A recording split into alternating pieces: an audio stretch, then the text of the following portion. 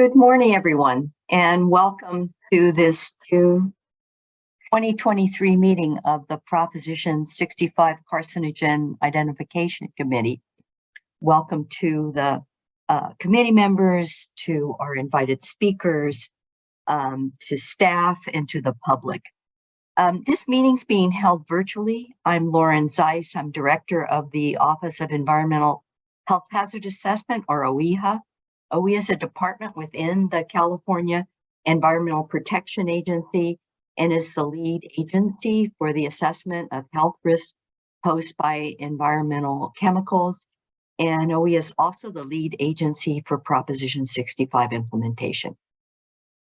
Our first agenda item for today is the key characteristics of carcinogens and their use in hazard identification.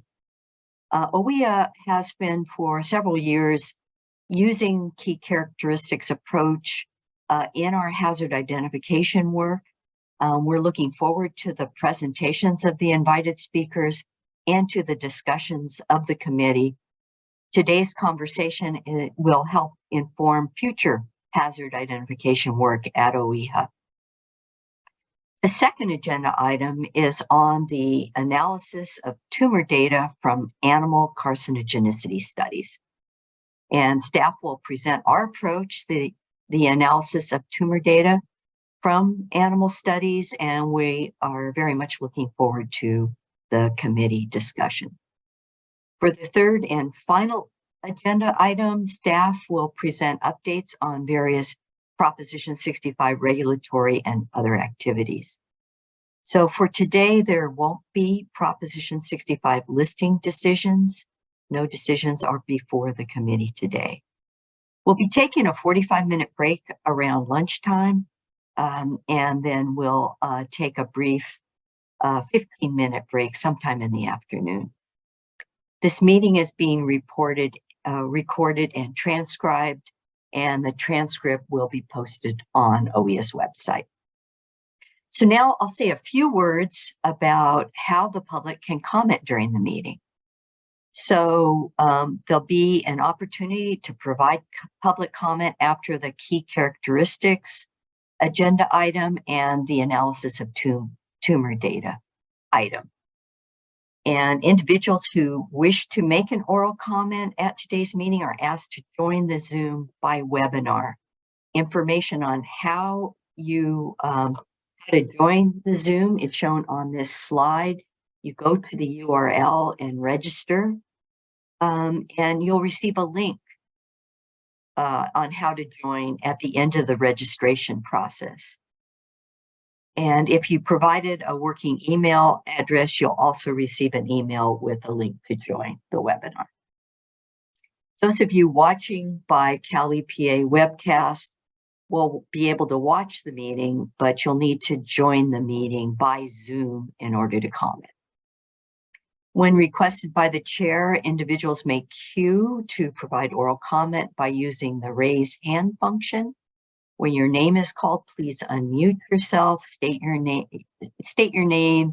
and affiliation. If you wish, you're not required to state your name and affiliation, and then you can provide your comment. And if you'd like to present slides during your public comment and have not already sent them, please email them now to the address shown on the slide, p65public.comments@oehha.ca.gov. Public comment will be limited to 5 minutes per commenter. Okay, so now I'd like to introduce the members of the Carcinogen Identification Committee. First, I just want to note that Drs. Crespi, Stern, and Wang are not able to join us today, but now we'll introduce the participating members today.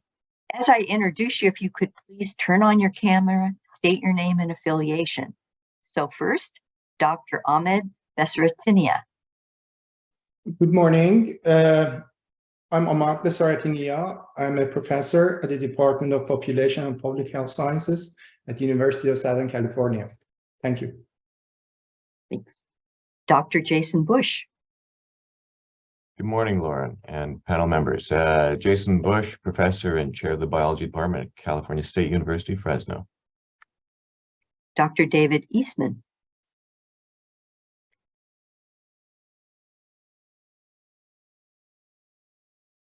Good morning. Nice to be with you. My name is David Eastman. I'm a professor emeritus, University of California, Riverside. Dr. Joe Landau. Hi, I'm Joe Landolf, Associate Professor within the departments of Molecular Microbiology and Immunology and Pathology. I'm also a member of the USC Norris Comprehensive Cancer Center at the University of Southern California in Los Angeles, California.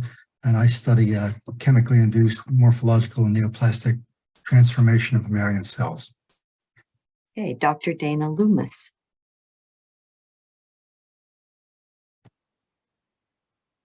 Dana, you'll have to unmute. Oh, well. Takes a long time to learn Zoom, apparently. Dana Loomis, Director of the Plumas County, California Public Health Agency. And Dr. Loomis will be serving as our acting chair today. And Dr. Tom McDonald. Good morning, everyone. Tom McDonald, Associate Research Director at the Clorox Company. Okay, thank you. So welcome, committee members. We really appreciate your taking the time to participate in this meeting. So now I'd like to turn to OEHHA staff and introduce the staff. And similarly, I'd like to invite them to turn on their cameras as I do. So Carolyn Nelson Rowan, our Chief Counsel. Good morning. Dr. Vince Cogliano, Deputy Director for Scientific Programs. And then from the Reproductive and Cancer Hazard Assessment Branch, Dr. Martha Sandy, Branch Chief. Good morning. Dr. Meng Sung, Section Chief of the Cancer Toxicology and Epidemiology Section. Good morning. And then staff of the section that the committee will be hearing from today, Dr. Jennifer Shea, Staff Toxicologist. Good morning, everyone. And Miss Rose Schmidt, Biostatistician. Good morning. And then from the Office of External and Legislative Affairs and the Prop 65 Implementation Program, Dr. Amy Gilson, Deputy Director for External and Legislative Affairs. Hello. Kiana Guffey. Yes. Hello. Morning. And Esther Barajas Ochoa. Good morning. Analyst Prop 65 Implementation Program. And I should note, Kiana is our new environmental scientist in the Proposition 65 Implementation Program, and this is her first meeting. Okay, now I'd like to turn it over to Carolyn Rowan for some introductory remarks about Bagley-Keene or other legal issues related to participation in the virtual meeting of this committee. Carolyn.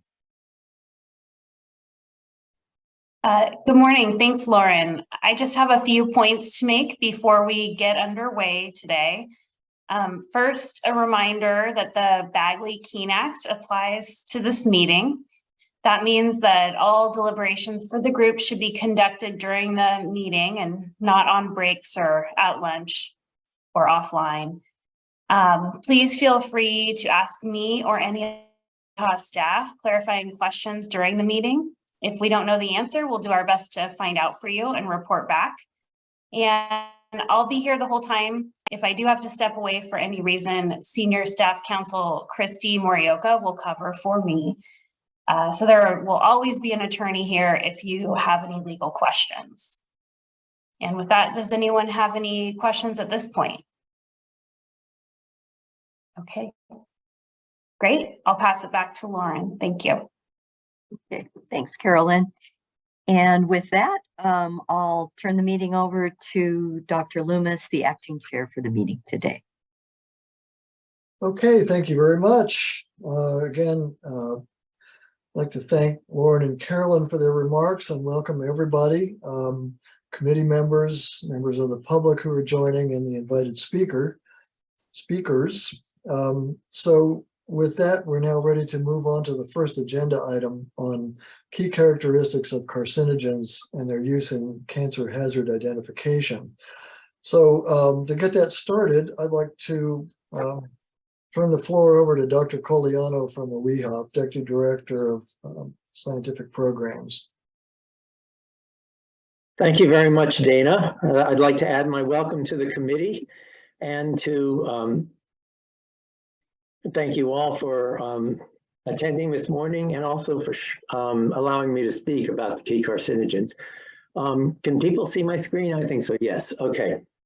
So let me get the slideshow.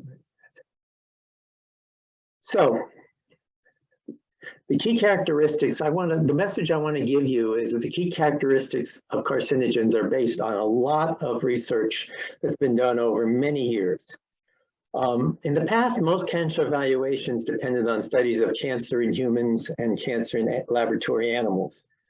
But one of the issues is that laboratory animal studies are becoming less and less common.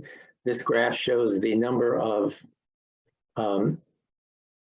NTP technical reports by each 5-year period, and you can see there's been a steady decline over the last several decades. And at the same time, more types of data are becoming available. Human studies now are more often looking at molecular markers, genetic epidemiology. We have genome-wide association studies.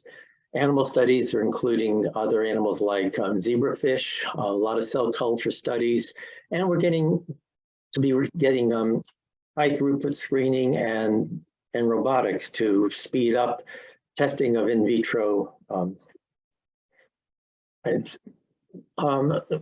About 15 years ago, IARC recognized the changing dynamics of the type of data that we were getting. And we set out to bridge the old and the new to look at the data on humans and cancer in animals and try to bridge that with what we knew at the time about mechanisms of carcinogenesis.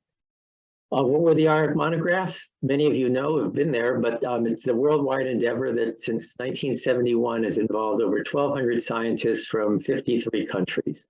A lot of people have gone into assessing cancer hazards and writing them up and getting a good summary of the human, the animal, and the mechanistic data. So in the late 2000s, IARC was coming up upon volume 100. And IARC saw this as a milestone volume because it was numbered 100, but also was an opportunity to formulate a very meaningful topic. And so what IARC chose to do was to review all the human carcinogens that have been identified to date, while developing new information that could be pertinent to questions in cancer research and in risk assessment. So volume 100 reevaluated the more than 100 human carcinogens that had been identified in volumes 1 through 99. And these include chemical agents, biological agents, physical agents, mixtures, and related occupations. So it was a very rich data set to be looking at the correspondence between human, animal, and mechanistic information. The IARC review of human carcinogens of volume 100 addressed some overarching questions. First, what have we learned about tumor sites in humans and animals over many years of doing evaluations? And what have we learned about the mechanisms of known human carcinogens? So to address these questions, volume 100 compiled information that had not been looked at in previous monographs. Volume 100 identified specific tumor sites that had sufficient evidence in humans or sufficient evidence in animals. And they also asked the experts at the meetings to identify established and likely mechanistic events.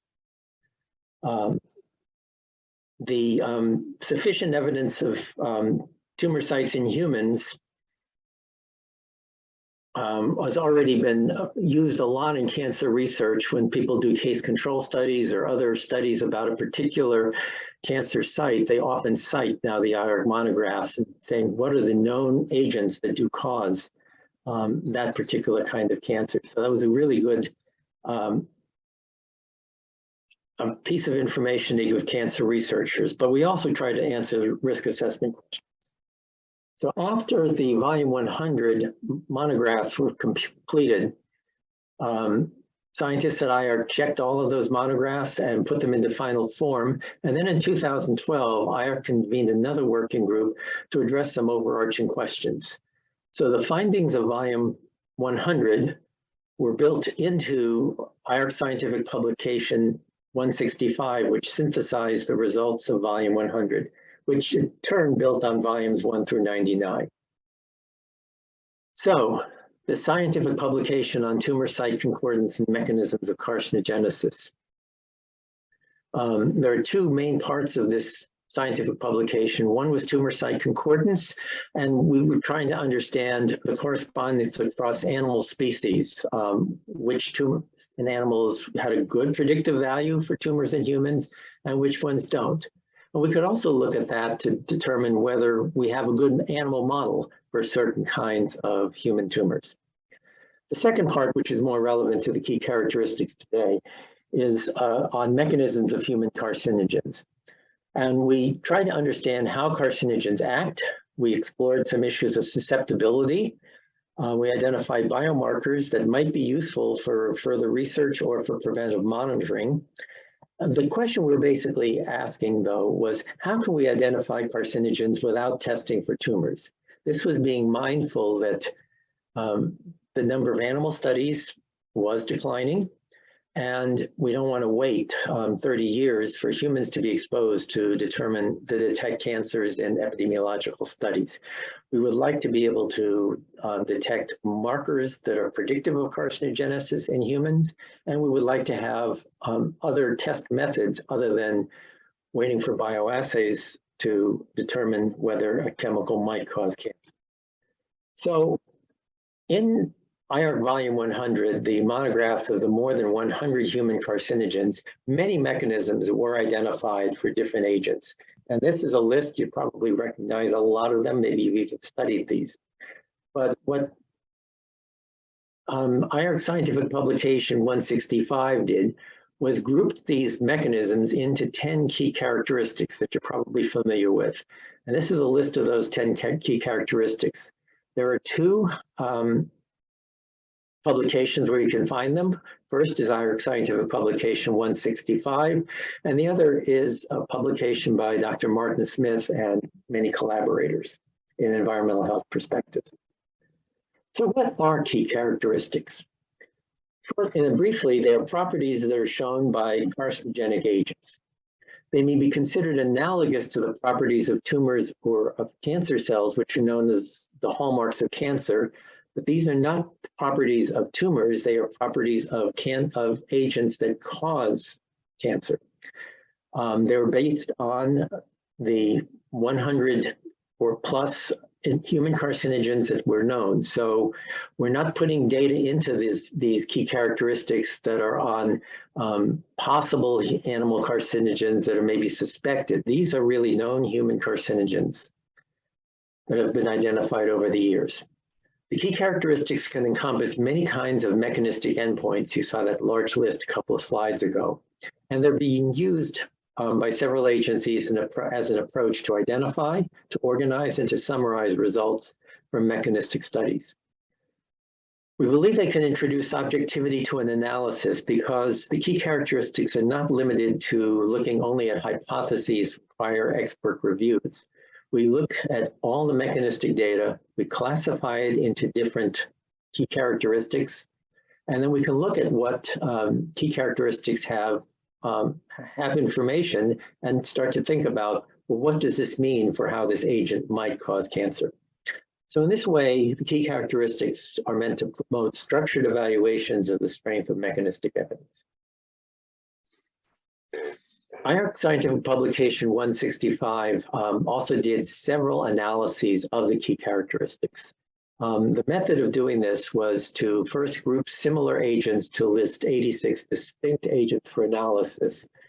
For example, phenacetin, the pharmaceutical, is listed as a chemical as causing cancer, but also analgesic mixtures that contain phenacetin are also listed as a group 1 agent. So those were grouped into one agent for the purpose of this analysis, so we wouldn't be double counting. Other agents that were grouped were, for example, the alpha emitters or the beta emitters of ionizing radiation, so that we weren't double counting certain agents that were clearly acting through the same mechanisms. We mapped the mechanistic endpoints for each of these 86 distinct agents into the 10 key characteristics. And as we did this, we classified the source of the key characteristic data as human in vivo, in vitro, or animal in vivo or animal in vitro. So we could also look at whether key characteristic data were coming from humans, from animals, how much in vivo and how much in vitro by each key characteristic. The reference you can find for these analyses are, again, IARC Scientific Publication 165, and you see the link there, or a group of papers published by Daniel Frusky and some collaborators in Journal of Toxicology and Environmental Health. So some of the findings from these analyses, concordance was often observed between human and animal sources. That is, we might see a lot of animal data that show that an agent had a particularly key characteristic, but also we often did have human data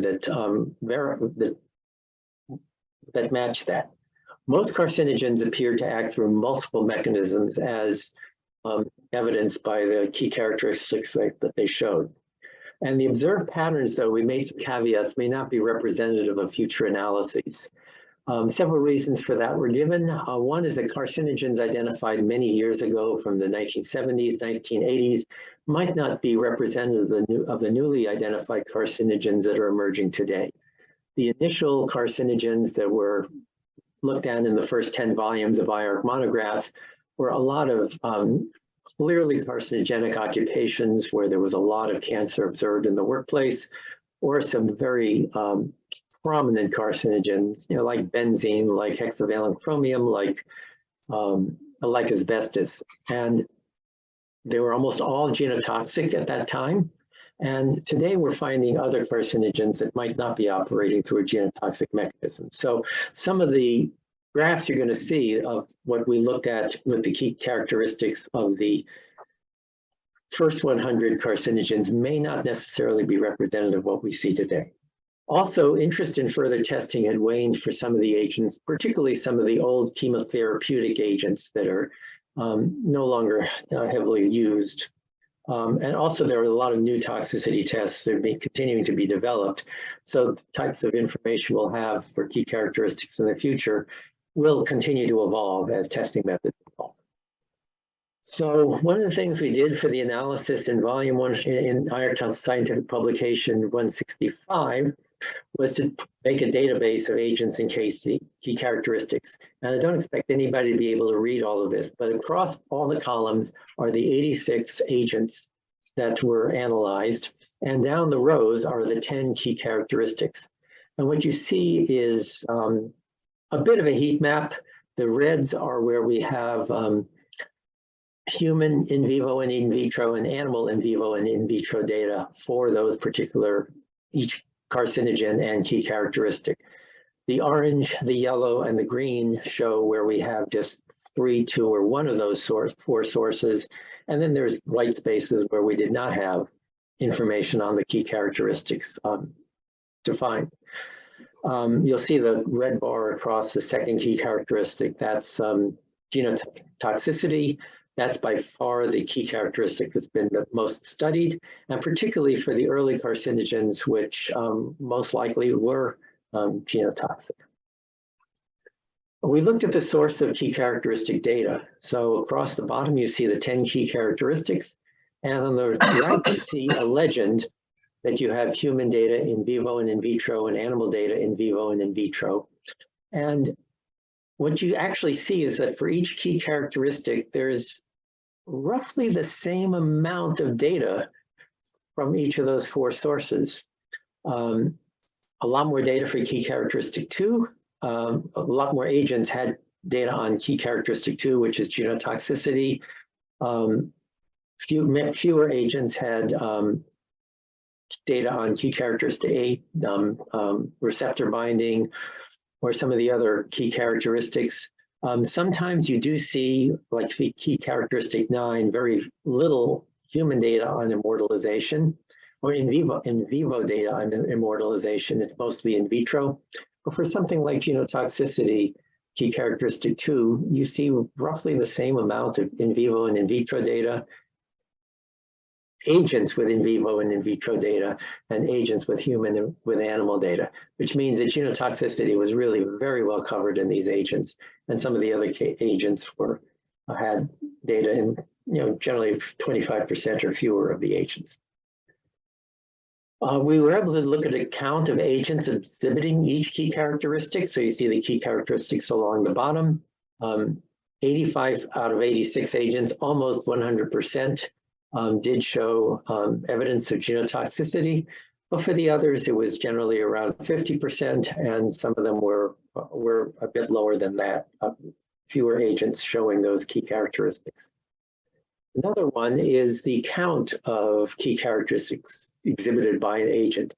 Sometimes you hear people make a comment that, well, this doesn't hit all of the key characteristics. Well, that's not really necessary. An agent does not have to act through every single one of these key characteristics or every possible mechanism. This is a way to organize them to see which ones act through each kind of key characteristic or each type of family of mechanisms, and help with the analysis. You can see that the agents so far have exhibited from 1 to 9 key characteristics. We hadn't seen an agent that exhibited all 10 key characteristics.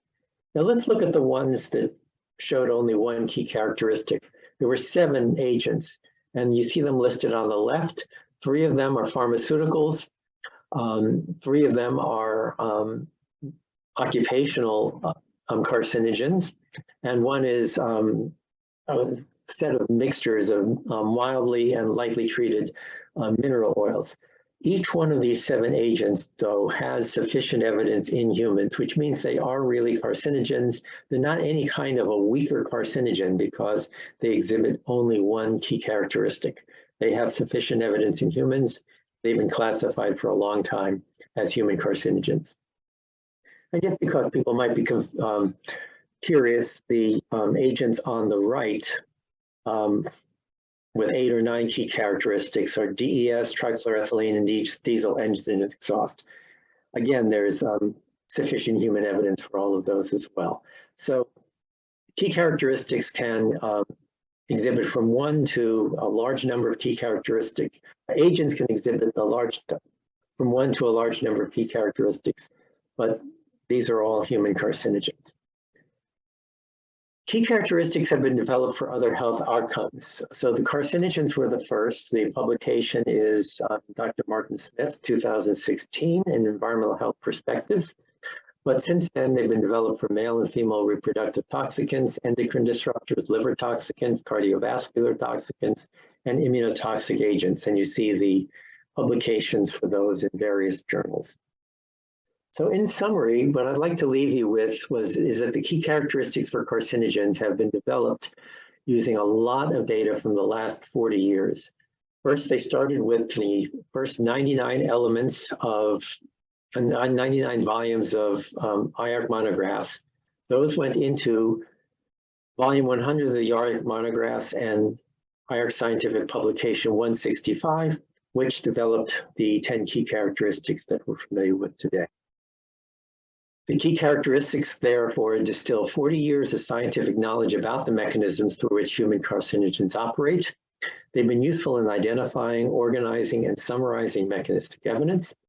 They've been developed for other health outcomes, and they've been accepted and used at IARC, at the NTP, and at OEHHA. So with that, I'd like to conclude. Thank you for your interest and attention. And I will stop sharing my screen and I will turn the meeting back over to our chair. Thank you, Dr. Cogliano, for a very interesting introduction to the topic we'll be discussing this morning. I wanted to see whether there are any questions of clarification from the committee.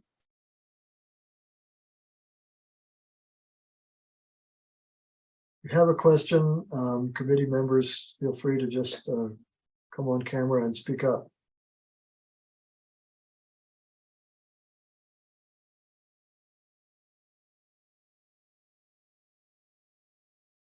Okay, it appears there are no questions at this stage, so we'll move on to the next part of the agenda. I'm pleased to introduce our next invited speaker, Dr. Kathryn Guyton. She is currently Senior Program Officer at the National Academies of Science, Engineering, and Medicine. And before joining the National Academies, she was Senior Toxicologist at IARC for 7 years, during which that time it was my pleasure to work closely with her. While at IARC, she was quite intimately involved in the development and deployment of the concept of key characteristics of carcinogens for IARC monograph evaluations, and also participated in implementing the key characteristics into the IARC monograph's preamble. She's co-author of several major publications on the application of the key characteristics. So at this time, I will turn the floor over to Dr. Guyton. Well, thank you very much for that very kind introduction. And Dana, it's a great pleasure to see you as well as other colleagues today. And I will be discussing some of the work that some of you contributed to. So I'll start by thanking everybody and acknowledging the many people who contributed to the topic I'm going to cover today, which is really how the key characteristics of carcinogens are applied in cancer hazard identification. So as Dana mentioned, I am a Senior Program Officer at the U.S. National Academies of Sciences, Engineering, and Medicine. I will be discussing work that was done while I was at IARC. Most of it has been published, or I will be referencing the IARC monograph's preamble. I'm happy to provide further information and references if you'd like to read more. I'd like to just begin by saying I have no financial interests related to the subject of my presentation. So I think Vince gave a very wonderful introduction to the IARC monographs, which he knows very well. But some of you may wonder, well, how does this process occur whereby carcinogens are identified? And really that's all covered in the preamble to the IARC monographs, which was updated in 2019. And it really comes down to 3 distinct lines of evidence: cancer in humans. This is more the domain of people like Dr. Loomis, who are epidemiologists. I will only give this a glancing blow today. We also have cancer in experimental animals, which is the traditional, bioassays that are conducted in the lifetime. And then we have carcinogen mechanisms, and that's really where I'm going to focus. So this table kind of provides the grid of how these decisions and overall evaluations are reached by IARC. I don't want to dwell on it except to say for the most of the group 1 carcinogens that Vince referred to, those have been identified based on sufficient evidence of cancer in humans, and a smaller set have been identified based on this mechanistic evidence when it's strong in exposed humans.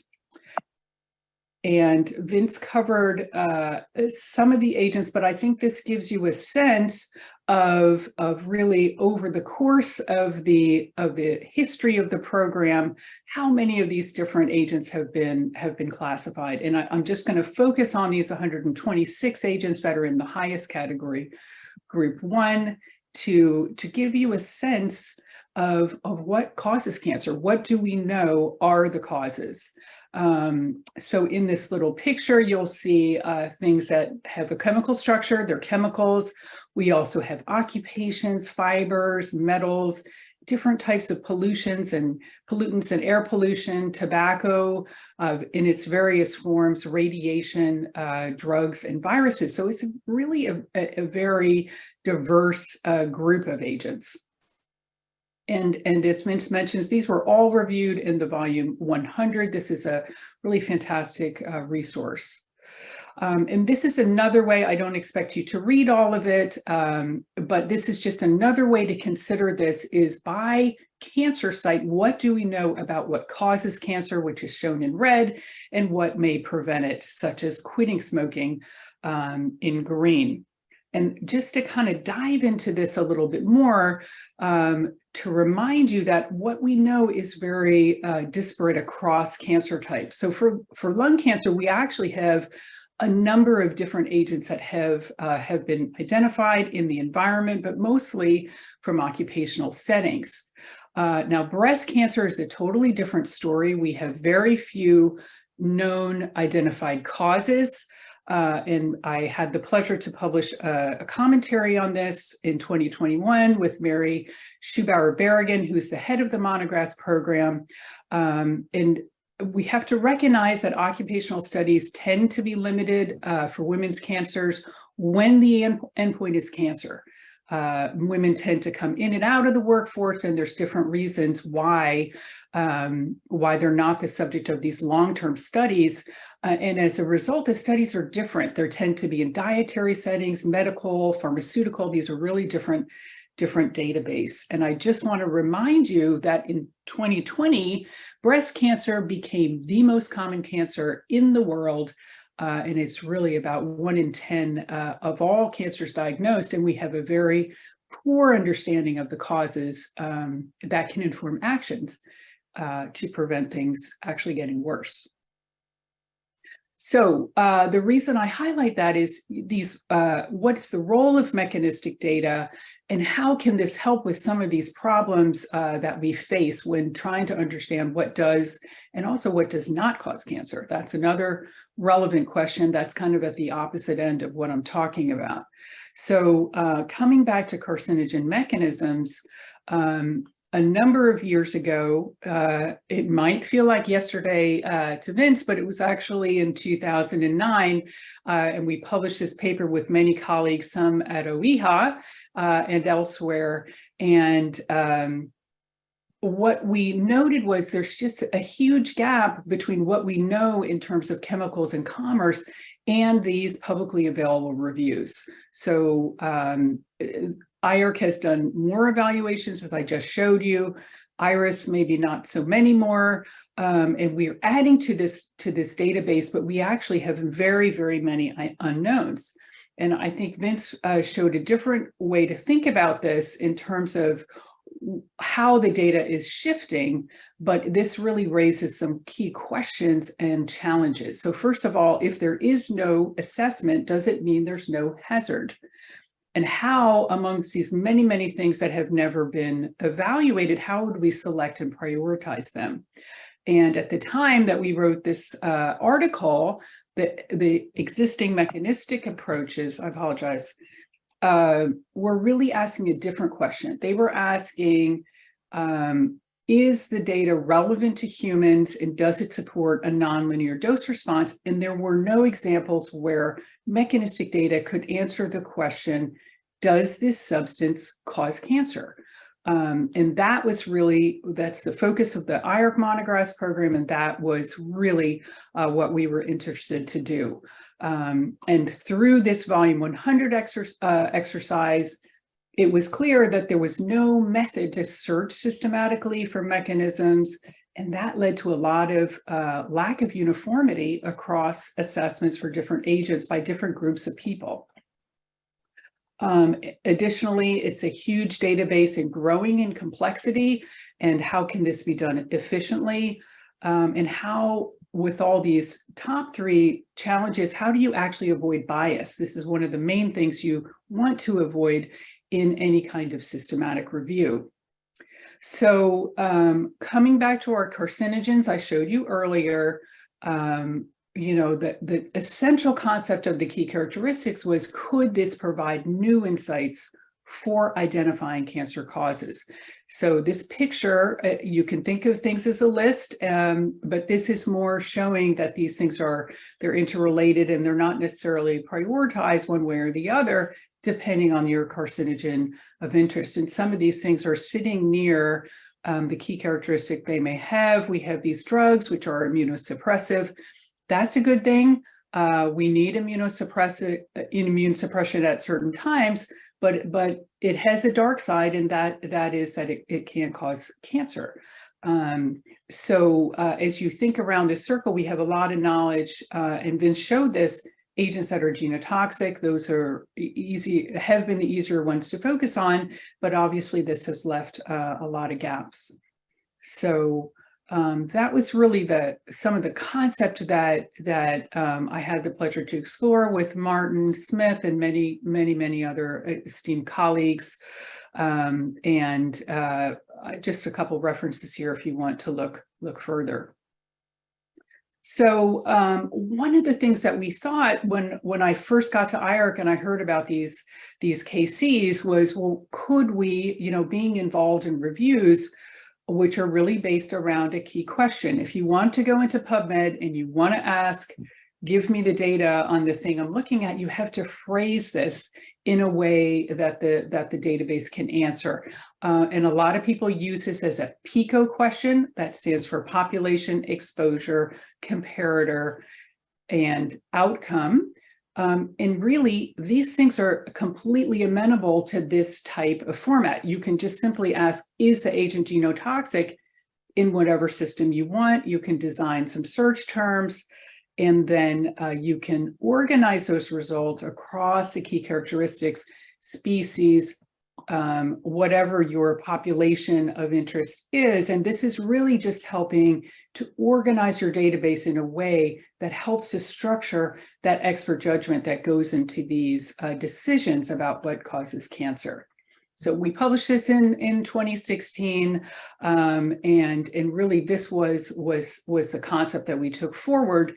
And after we had gotten through about 8 monograph meetings covering a diversity of different agents, we decided, well, let's kind of sit back and think upon what we've learned so far as a way to inform progress.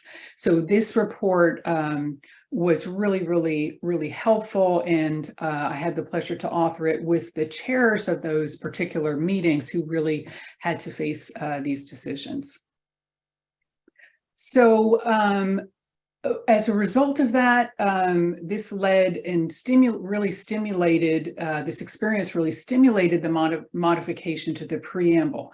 And the preamble modification really brought in a little bit more of a structured approach in terms of these different steps that I'm showing here. Not a surprise to anybody who's ever been involved in systematic review, and that basically the key characteristics could be used as a seed to identify, screen, and organize the information for the first 2 steps.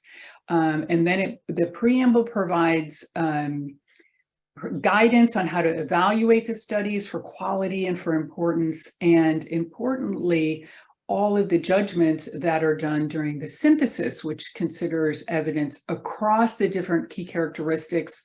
The preamble already intimating that some key characteristics are more standalone. As I mentioned, we know a lot about genotoxic carcinogens.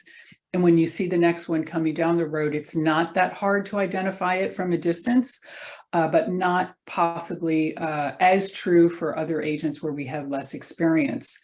But importantly, conclusions can be strengthened when there's evidence of multiple key characteristics, oxidative stress, which is KC5. That one is something that is a really critical type of key characteristic that applies to many, many different types of toxicities. So how do you kind of make sure that what you're seeing is relevant to carcinogenicity? And I'll show you one example of that through this additional supporting evidence. The preamble, as it did in prior versions, emphasizes when you have that experimental evidence showing suppression of tumor development when key mechanistic processes are suppressed, that can really elevate the strength of the conclusions. The preamble also introduced new classification categories. Previously, it was strong, moderate, and weak, which were actually not defined. But now it was possible to align the terms retaining strong, but aligning limited and inadequate more with the other two evidence streams and preparing for that integration step. So let me just, in the next few slides, kind of go into a little bit more detail about some of these steps. And this is where you'll find it in the preamble if you'd like to open it and read it. It's really quite short, and you could probably do that while I'm talking. It might even be more entertaining. But there's different considerations, obviously, for studies in humans, studies in experimental animals. And I've just listed them here. And these are not the kind of obvious things that you would think. You know, we are interested in cancer. We'd love to see those for experimental systems. We love to see those chronic studies. And some of these other issues that are relevant, if you're a toxicologist like I am, for studies in humans, it's a little bit more about how the study was designed, exposure assessment, and some of these other factors. So a question that I think comes up a lot, and I think is really key to the application of this concept in decision making, is really, how do I tell if I have a limited data set versus a strong? And limited really covers a narrow range of experiments, endpoints, and species. There could be unexplained inconsistencies in studies of similar design. So one person published one thing in the same model, somebody else publishes the opposite result, and you really can't explain why those two individuals got different results. And you can also have incoherence. So, you know, different endpoints are showing different answers, and the issue is really unresolved. And strong, by contrast, means there's really consistent results in several experimental systems. There is an emphasis in the preamble on mammalian systems. We just wanted to highlight that. The coherence of the overall database, having a substantial number of studies. A lot of times, you know, with some of these group 1 carcinogens, you're talking thousands, maybe tens of thousands of studies. So you really have a lot of confidence in coming up with that strong conclusion. Different alleys have been explored. All kinds of things rocks have been turned over, and you have a confidence that you really know what's happening. And as I mentioned, this suppression of the tumor development. And I'd like to just come now to two examples of this. So first, epidemiology, always dangerous when I talk about this, but it was volume 106, and I was a member of the working group. And there are other members here, so I'm feeling a little confident. But in any case, for this KC1, which has to do with an agent being electrophilic, that is clearly a property of a key property of carcinogens, but other things are electrophilic and also bind. A lot of different things that cause acute inflammation may have this property, etc. So if you wanted to make a decision about this or have influential data, I think this is a good example where for trichloroethylene, the people in epidemiological studies, people who had at least one intact GSTT1, the glutathione transferase allele, had a different risk from those that had two deleted alleles. So you've got two different genetic situations, and you're really seeing a difference in risk. And that It's a different question than what the epidemiologists consider as a whole in their consideration of cause and effect. But from the mechanistic side, this is really a convincing type of evidence that could support a strong conclusion.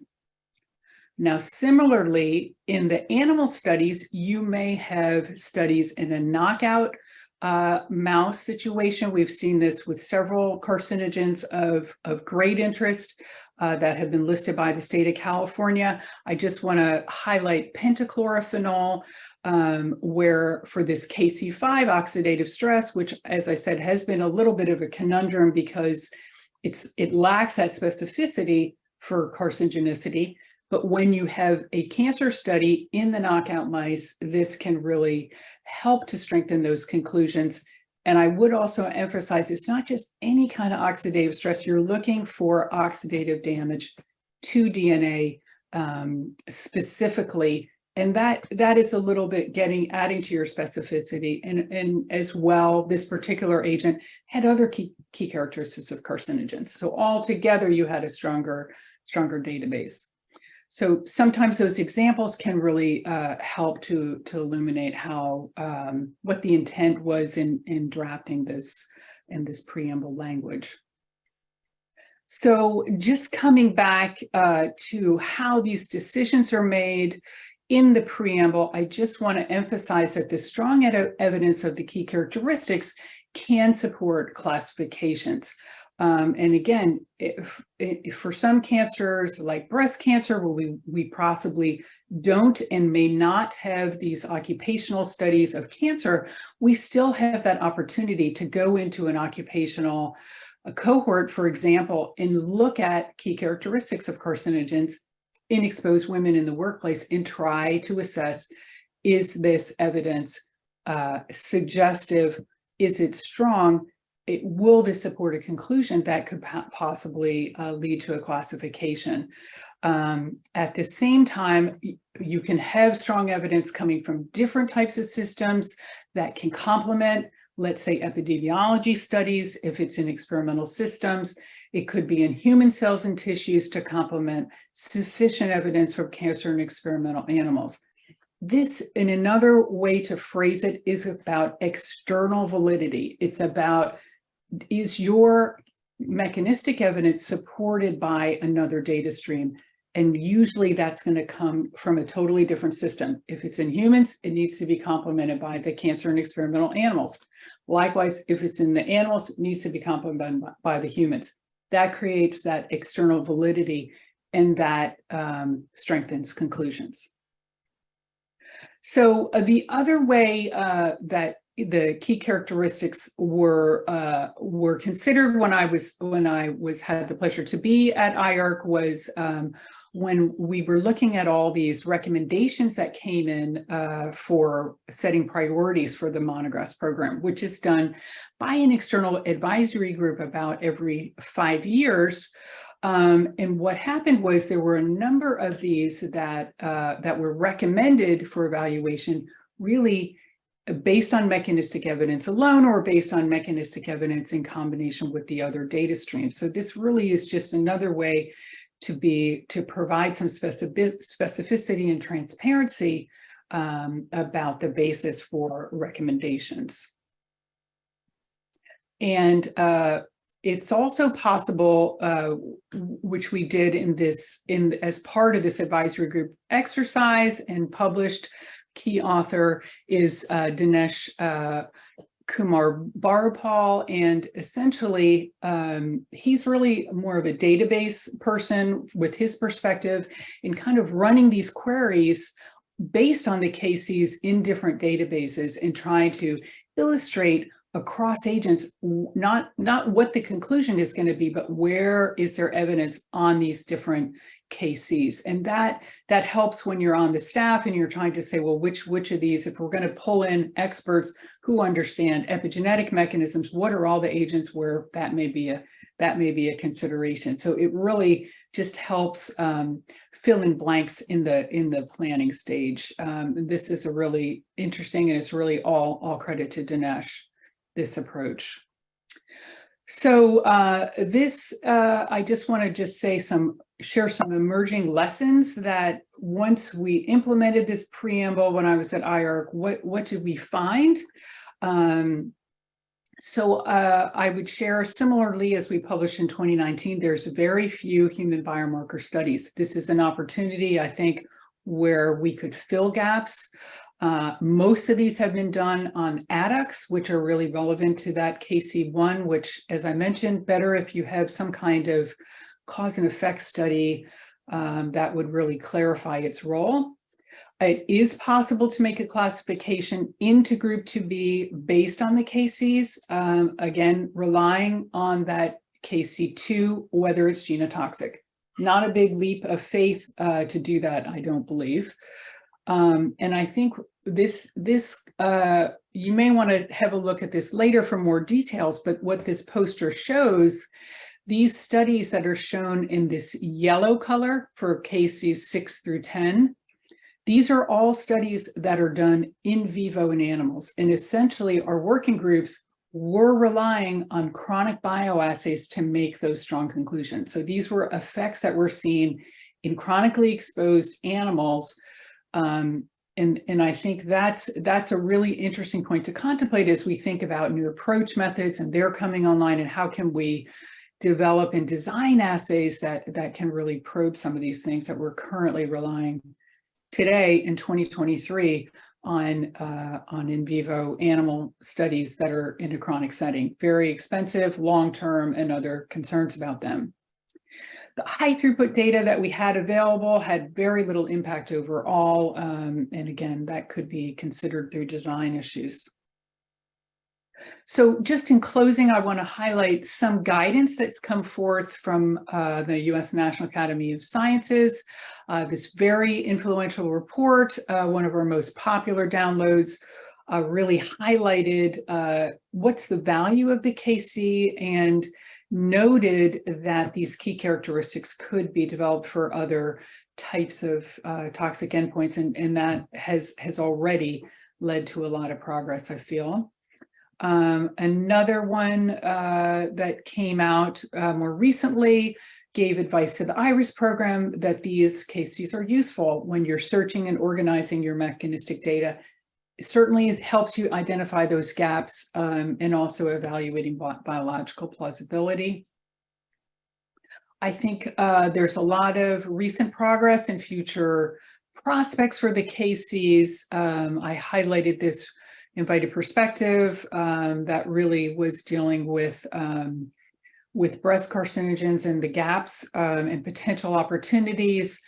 I think the KCs are very amenable to automation, and we've seen some exciting work in that area as well. And I think obviously more need to develop best practices for evaluations as more experience is gained, and continue to advance KCs for other hazard classes. So just in closing, I want to thank the different IARC monograph working group members that span many, many years. It was definitely an exercise where we took advantage of their expertise to refine what was going on, and really each and all of them contributed, as did the staff who were there, past and present, all the co-authors and the reviewers of the work that I presented, and most of all, thank you for listening. And thank you, Kate. It's really great to see how the KCs have been applied and evolved in the years since I was at IARC 5 years ago now. Again, we have time for clarifying questions from the committee. So committee members, if you have a comment or a question, please feel free to speak up.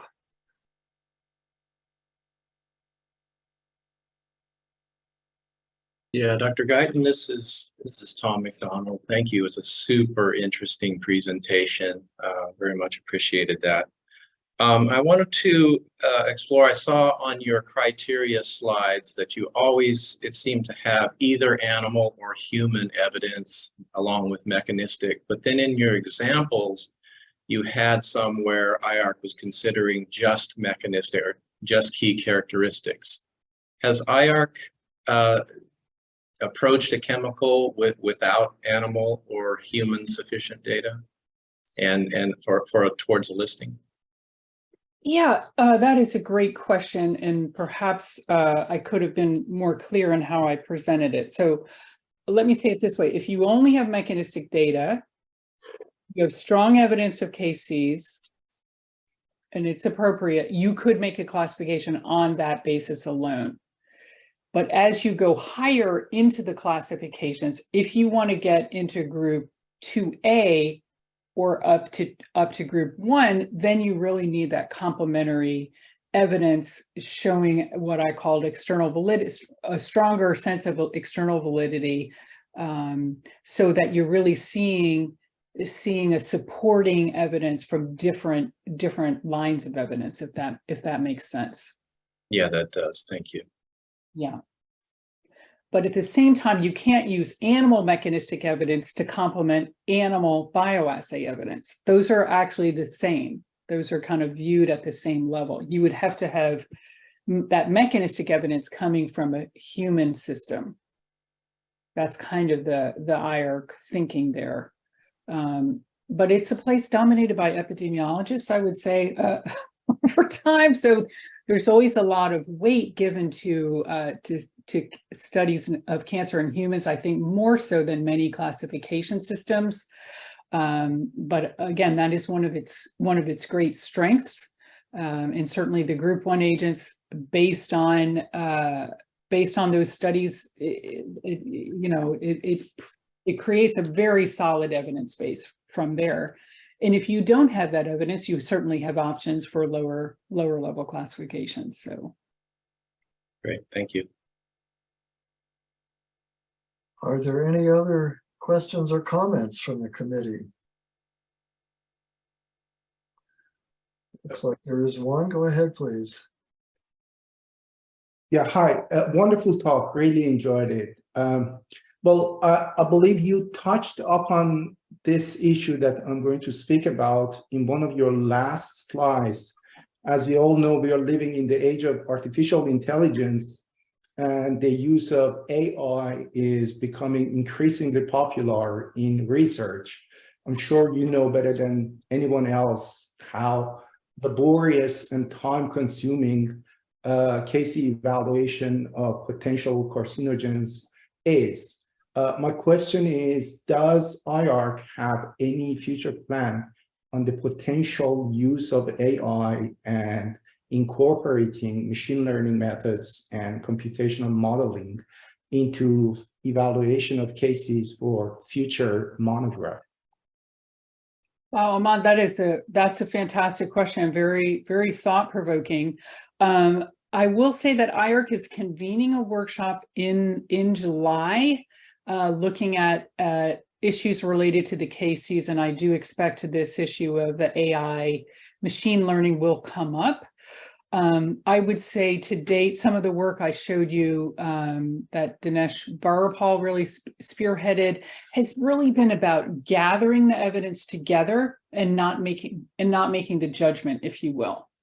But some of the work from Roel Vermeulen, that paper that I cited, and I'm happy to get back to that, or I'll put it in the chat, was really trying to say, could you really, based on, could your machine learning get to where your expert working group did, based on, this method, which is actually, it's a reproducible method, right? We have the search terms, we have the criteria. Could you build a system?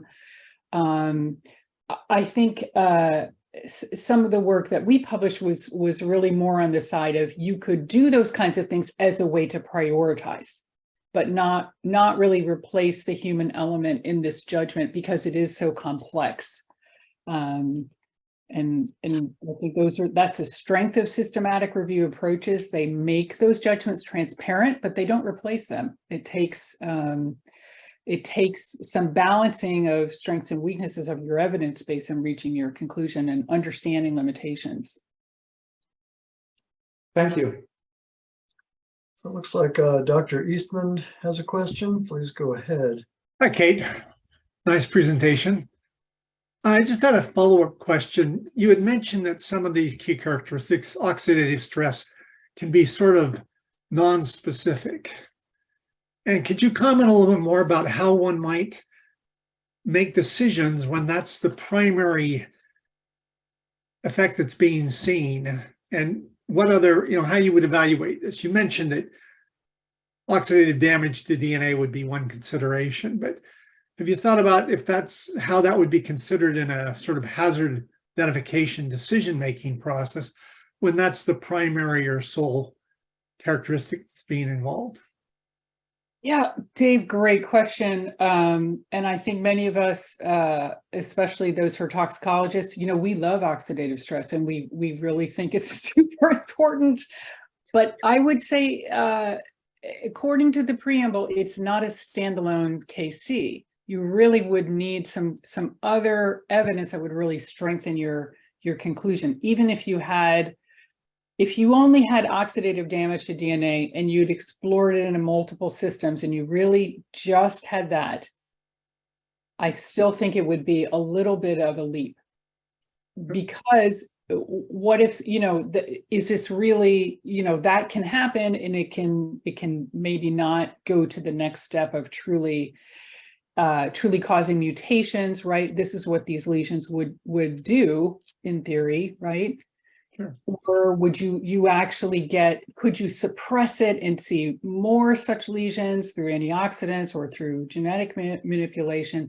Some of those types of experimental approaches might strengthen, but ultimately, if you think, well, in your mind, this would cause a mutation, well, then why didn't I see that mutation? Did nobody study it, or was it not found? So that might be where you might go to limited because you think there's still some aspects of the database that need to be explored. Does that make sense? Yeah, no, I think just wanted your thoughts. Thanks. Yeah, but others might disagree. I mean, we haven't seen every data set, so there could be one that would push you over the edge. Other questions or comments? I don't see any raised hands yet, so I'm going to take advantage of the chair's seat here since we have a little bit of time and make a comment, and Kate, see how you would like to react to it. So you and Vincent both gave a bit of historical perspective on the IARC monographs, mentioning in particular that we found a lot of many of the carcinogens that were identified in the first 40 years of that program through epidemiologic studies, particularly occupational studies, and that also historically important have been rodent cancer bioassays, of which there are fewer and fewer. And I would also point out that there are actually fewer epidemiologic studies of the kind that we used to do. Just imagine if you look back at the early monographs from IARC, some of the epidemiologic studies that discovered, if we can use that word, some of the known carcinogens were actually really crude, bad studies that we would never do now. And in fact, there are studies that couldn't even be done because the kind of workplaces where those occupational studies in particular were done hardly exist anymore around the world. That's partly due to different economics. It's due to automation, efforts to clean up exposures. Those old studies were done in situations of really gross exposures to highly toxic agents. And those things still occur in the world, but not so much. And the workforces aren't nearly as big as they were. And as the speakers pointed out, modern workforces are also different from the ones that got studied back in the 70s. So I would argue that we probably can't expect to use epidemiologic studies in the same way going forward that we did for the pre-volume 100 history of the IARC monographs, say. So we really need a different toolkit in order to make progress now with different kinds of agents, different exposure situations, and different data streams. Any thoughts about that? Well, Dana, I agree with everything that you're saying, and we've certainly seen that. I think some of the challenges that you experienced when we were both at IARC, and people have urgent questions. Does this agent cause cancer? I'm seeing an uptick of this cancer in my country, and I want an answer. Well, even if you launched your cancer epidemiology study today, by the time you get the answer, that the urgency of it may be gone, and the opportunity for intervention may be gone. So I think, every type of study has a different, fit. We could call it fit for purpose. We could call it a domain of applicability. They answer different questions. I think the beauty of the KCs is, first of all, you could do these studies with a KC relevant endpoint you could do that in an occupational setting. You could do that in your dietary exposure study, or you could do it in your pharmaceutical study. If you wanted to do, to try to get a more human relevant type of scenario with the epidemiology context in mind, and designing a high quality epidemiology study. But your answer may come in a much more timely way, and it may provide different insights, right? It's not just what type of cancer, but it may give you an insight into how is this agent acting, and what might be susceptibilities that could be different between men and women, between older and younger populations, or with different types of co-exposure. So yeah, I think we have to really be thinking ahead, and it may not be that long on the horizon, especially if you're watching regulations in Europe and in the United States, where we're not going to be having these long-term bioassays in animals, even to the extent that we did. And that's been a great tool. We've made many decisions on those types of data, and how can we make those same decisions with new data streams? And we have to start building that confidence to get there. But I think it's, for epidemiology, I would say it's more saying, it's using the same tool and all those lessons, but perhaps with a different outcome that may still be just as informative. That's what we actually need, right? To answer this, yes, it can be a no answer, that's fine, but we need these answers timely. Yeah, well, those are really good points. Thanks. Let's see if the committee has any other questions or comments before we close. Dr. Landolf is raising his hand there, so go ahead. You're muted. Yeah. Can't hear you. How about now? Can you hear me? Yeah. Kate, that was a great talk. I enjoyed it. I just wanted to point up that a lot of these hunts for carcinogens, they're not only screening exercises. We've been working on nickel for a long time, just trying to look for the molecular mechanisms of nickel carcinogenesis. And of course, they had epi and they had animal studies a long time ago. But we want to know, how does it work? And it turns out now with the new whole genome sequencing, we find deletions and amplifications of chromosomes, as well as the regular chromosome breakage. We found ROS, and Max Costa's lab has found a lot of epigenetic effects by nickel. So a lot of these compounds that you're looking for to find out whether they're carcinogens or not, they're really research projects, if you want to get a clear, clean, and crisp and comprehensive answer. So it's going to take a lot of work, but it's coming. Yeah, totally appreciate that.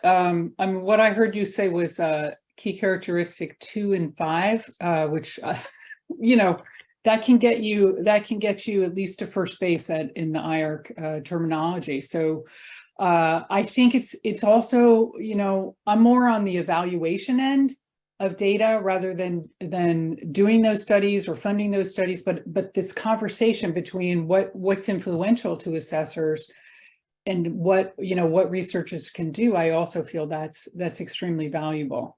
So I really appreciate all the good work you've done. I think nickel is one that continues to be of concern. So appreciate your thoughts.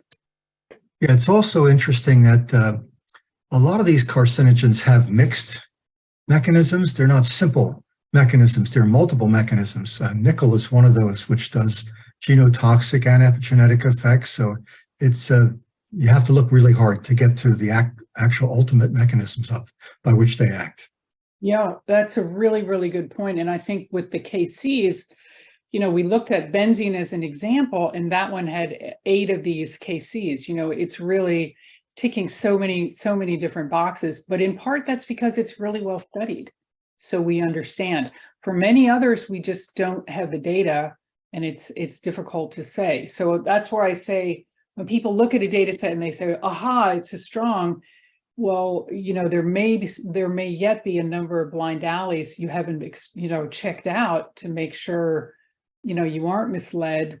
It's not really a one study leads to a strong conclusion type of paradigm. It's actually much different than that. So, well, I appreciated the chance to address all of you. This is really a great pleasure for me.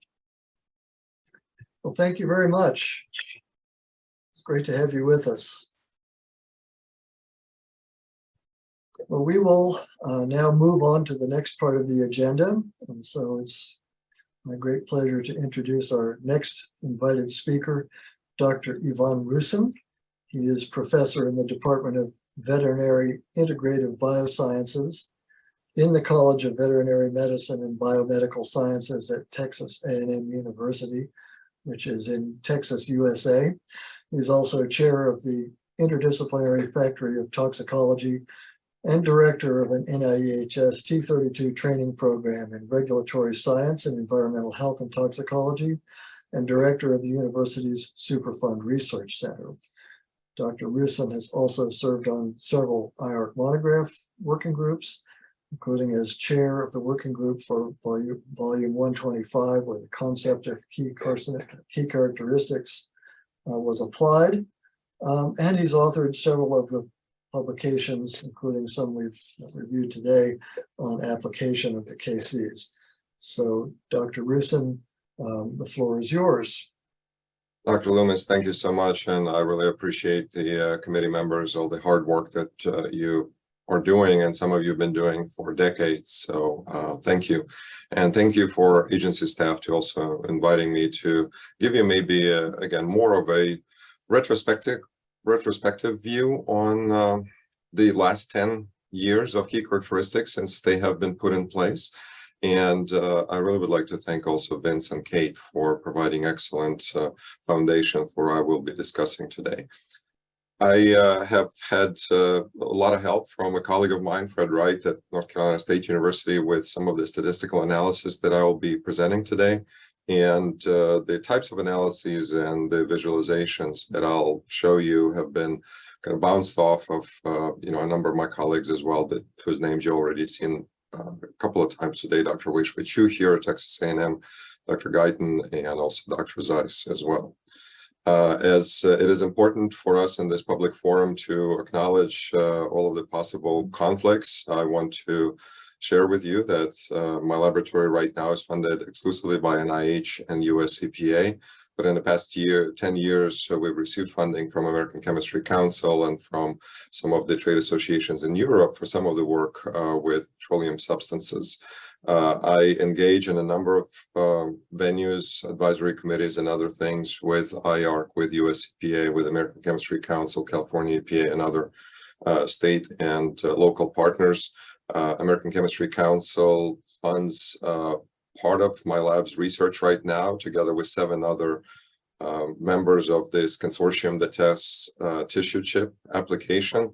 So these funds are pulled together, and our funders have no role in directing the research or publications, albeit it's a very interesting interaction with a number of them. We'll have a speaker later today from American Chemistry Council. Dr. Raymond Rasmussen has been very kind to come and teach at Texas A&M to our students in toxicology in our practice of risk assessment course. So again, we've been engaged with a broad swath of different stakeholders. And the final disclaimer is that Texas A&M, on behalf of myself and Dr. Chu and Kelly PA, are in the process somewhere. I'm not sure really where that is. That's so far above my pay grade, negotiating a support contract for work that is, again, unrelated to key characteristics. It's some of the agency advice on pharmacokinetics and inhalation exposures, but I'm not sure whether that contract will or will not be successful.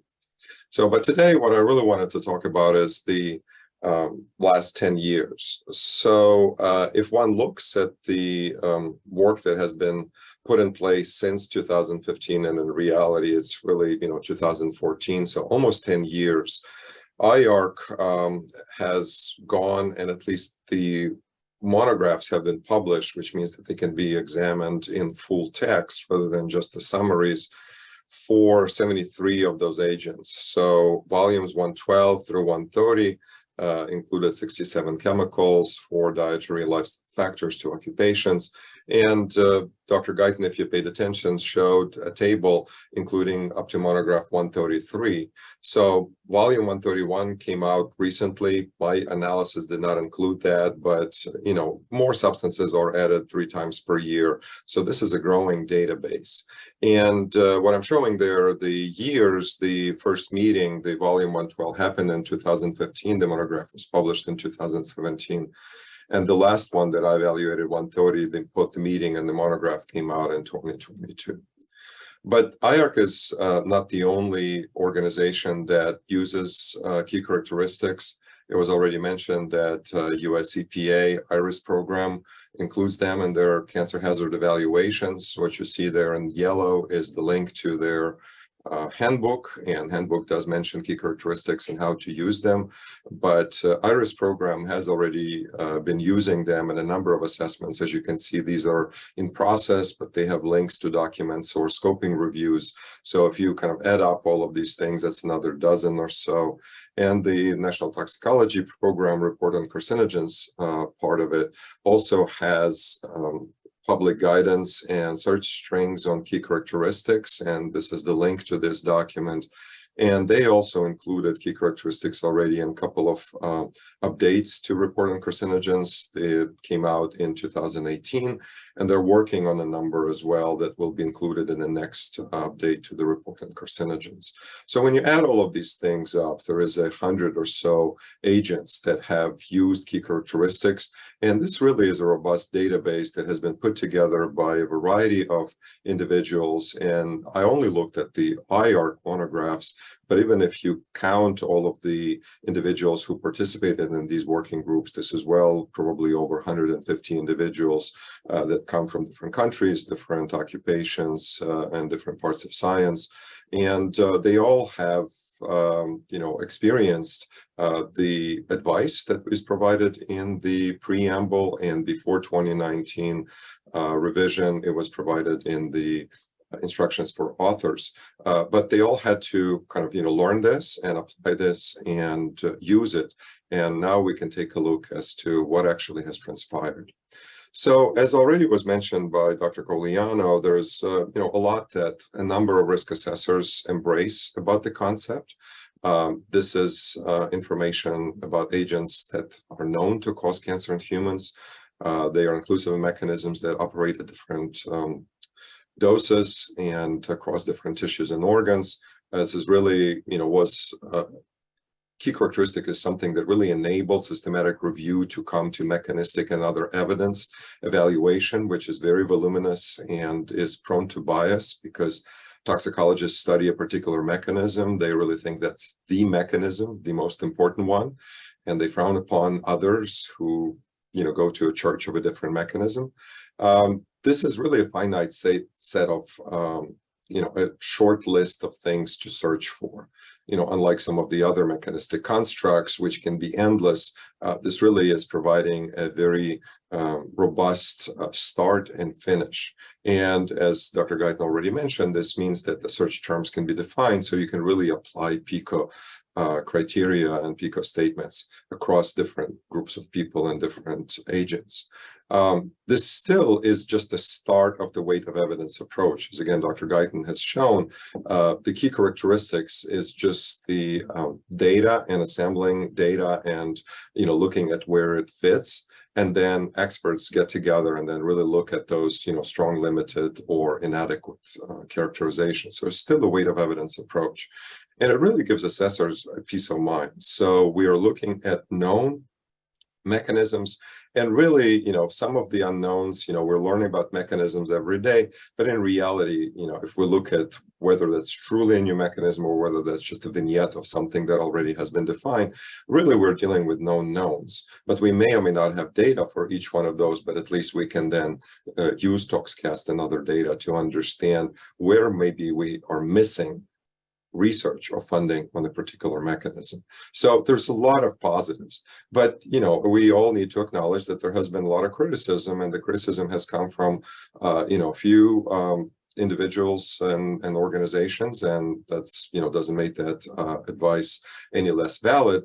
And that advice or criticism has evolved in the last 5 or 6 years. So some of the early criticisms were that this is really, there's no guidance how to do this. Well, in reality, there's very detailed guidance in the instructions for authors, and also IARC staff was there to really, guide all the working group members on the principles and then let them apply those principles. The early criticism was that these are not predictive of cancer, and these key characteristics were never actually meant to be predictive of cancer. They were meant to be data organization tool that then will be used in the weight of evidence approach. Again, the oxidative stress criticism, some even question whether it's a plausible human cancer mechanism. I think we can have a good discussion and robust discussion about that, and I'll have a last slide on that, on how these key characteristics cut across different ICTs.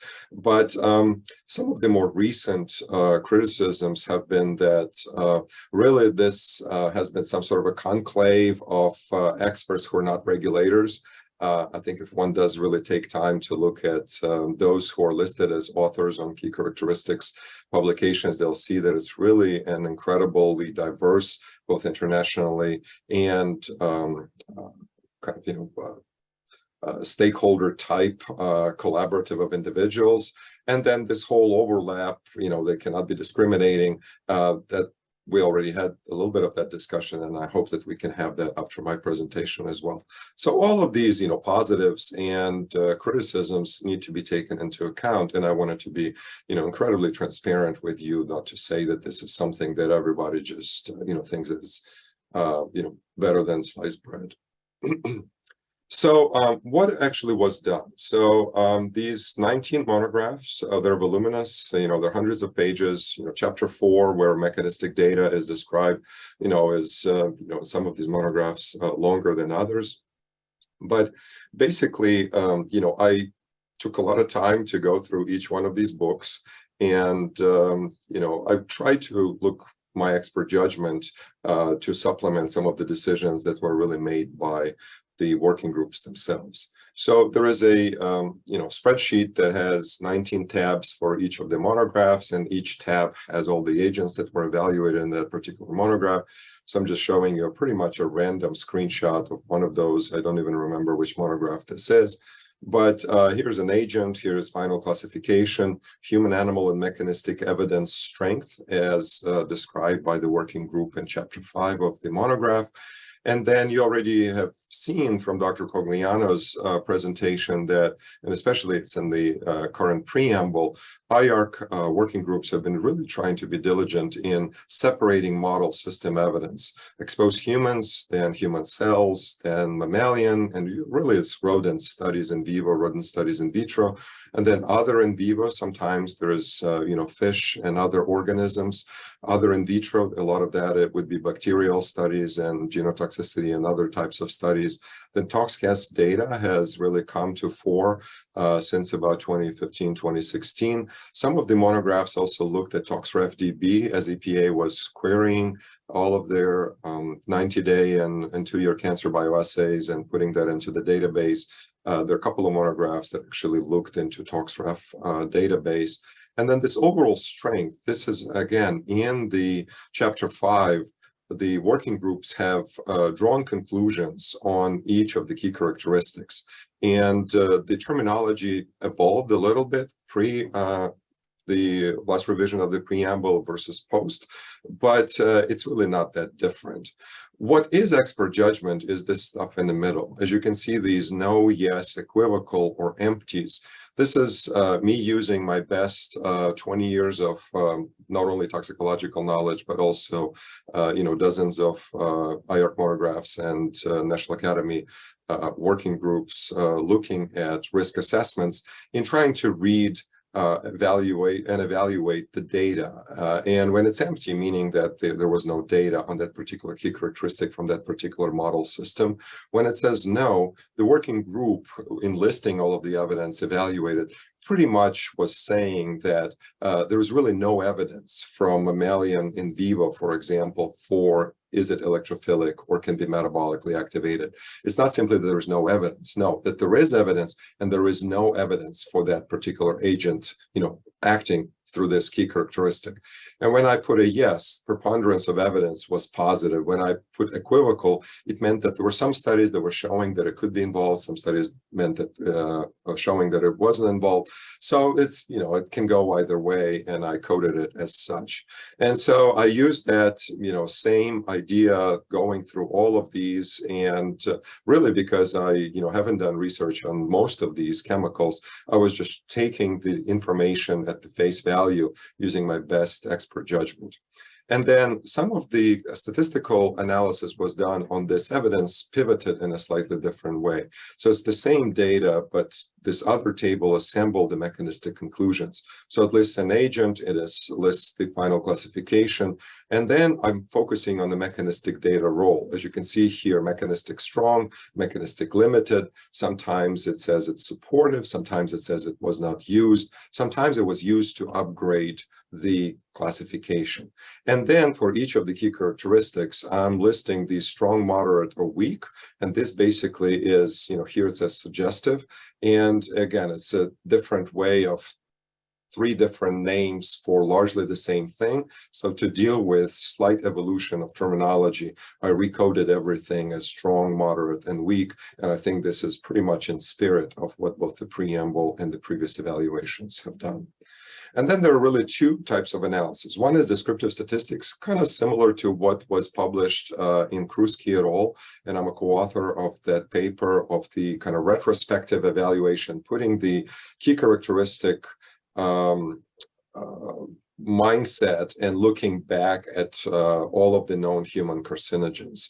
And now here we're actually looking forward with working group members specifically instructed to actually use this terminology.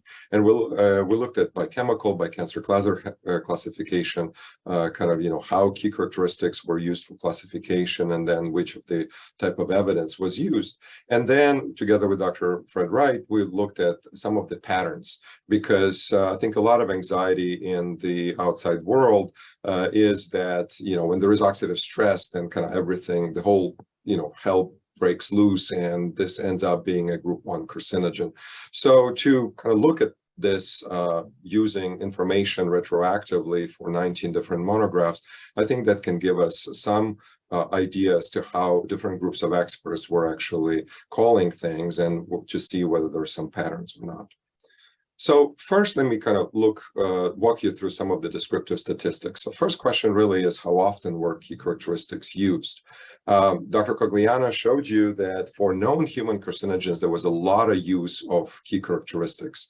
Well, in reality, for these last 19 monographs, out of those 73 agents, only 9 were classified as group 1. So there were lots of agents classified as 2A, 2B, and then group 3. So that really is a more representative look at how things are.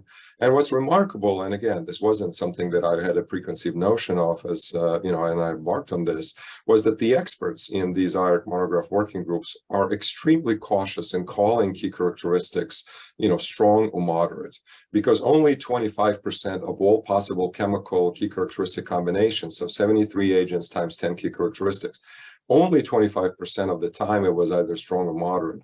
And as you can see is, on average, it was 1.3 key characteristics that were called strong per agent.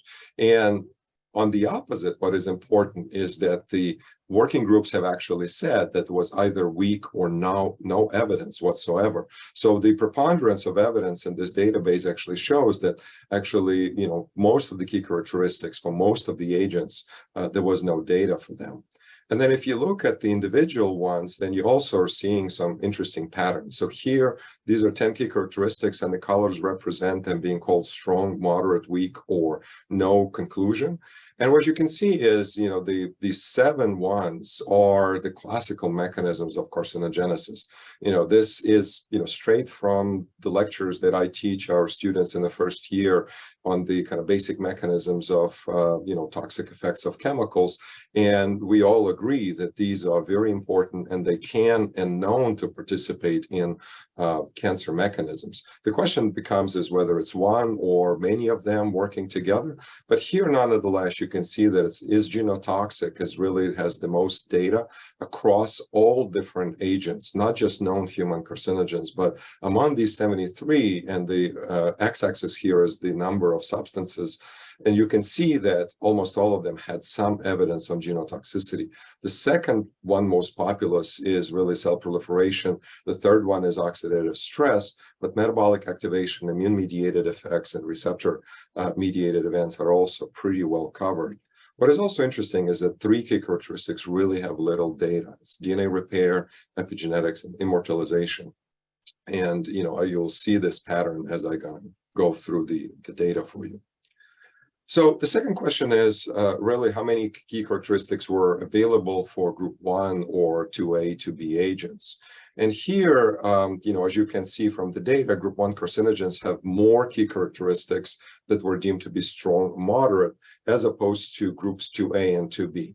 And this is really, again, a new type of analysis, because what Dr. Cogliano showed from Krusky and all paper, we were only looking for group 1 carcinogens. So here, this is a comparison between something that goes to group 1. And again, there's not a lot of these, only 5.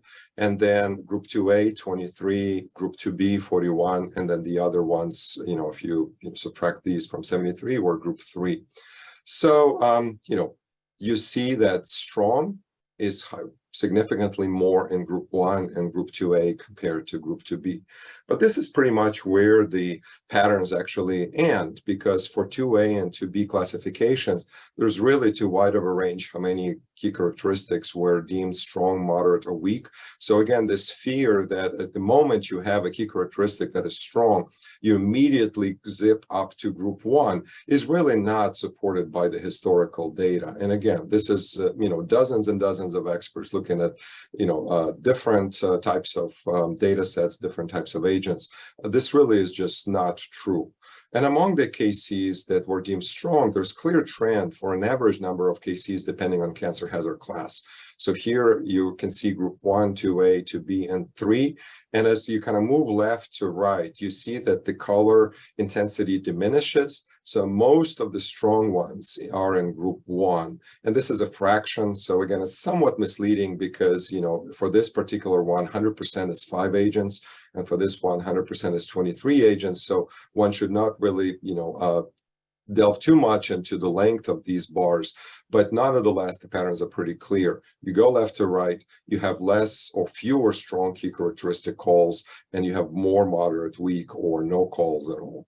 So again, I think this is highly informative, but also what you see is that there is a, this strength of evidence is across different key characteristics, and some of them have more strongs for group 1, but other ones you again still see genotoxicity as a strong key characteristic for both agents in 2A and 2B. So again, fearing that an oxidative stress or genotoxicity is strong will automatically elevate this, really you require other types of evidence to really be in group 1 and group 2A.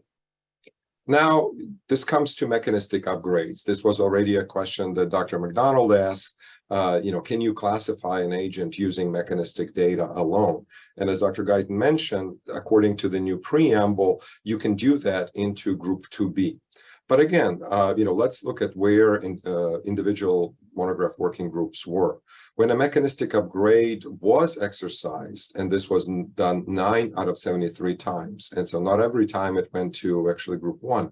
Most of the time it went, from 3 to 2B or from 2B to 2A. Strong evidence for several key characteristics was in place, and a lot more were supportive when working group had enough evidence from human and animal in vivo studies, but they looked at mechanistic study and they said, yeah, mechanistic data is supportive of this classification as well. So I think that's also fair to look at. For the upgrades, you really, need to have a lot of strong key characteristics, but the number varies from 7 to 1.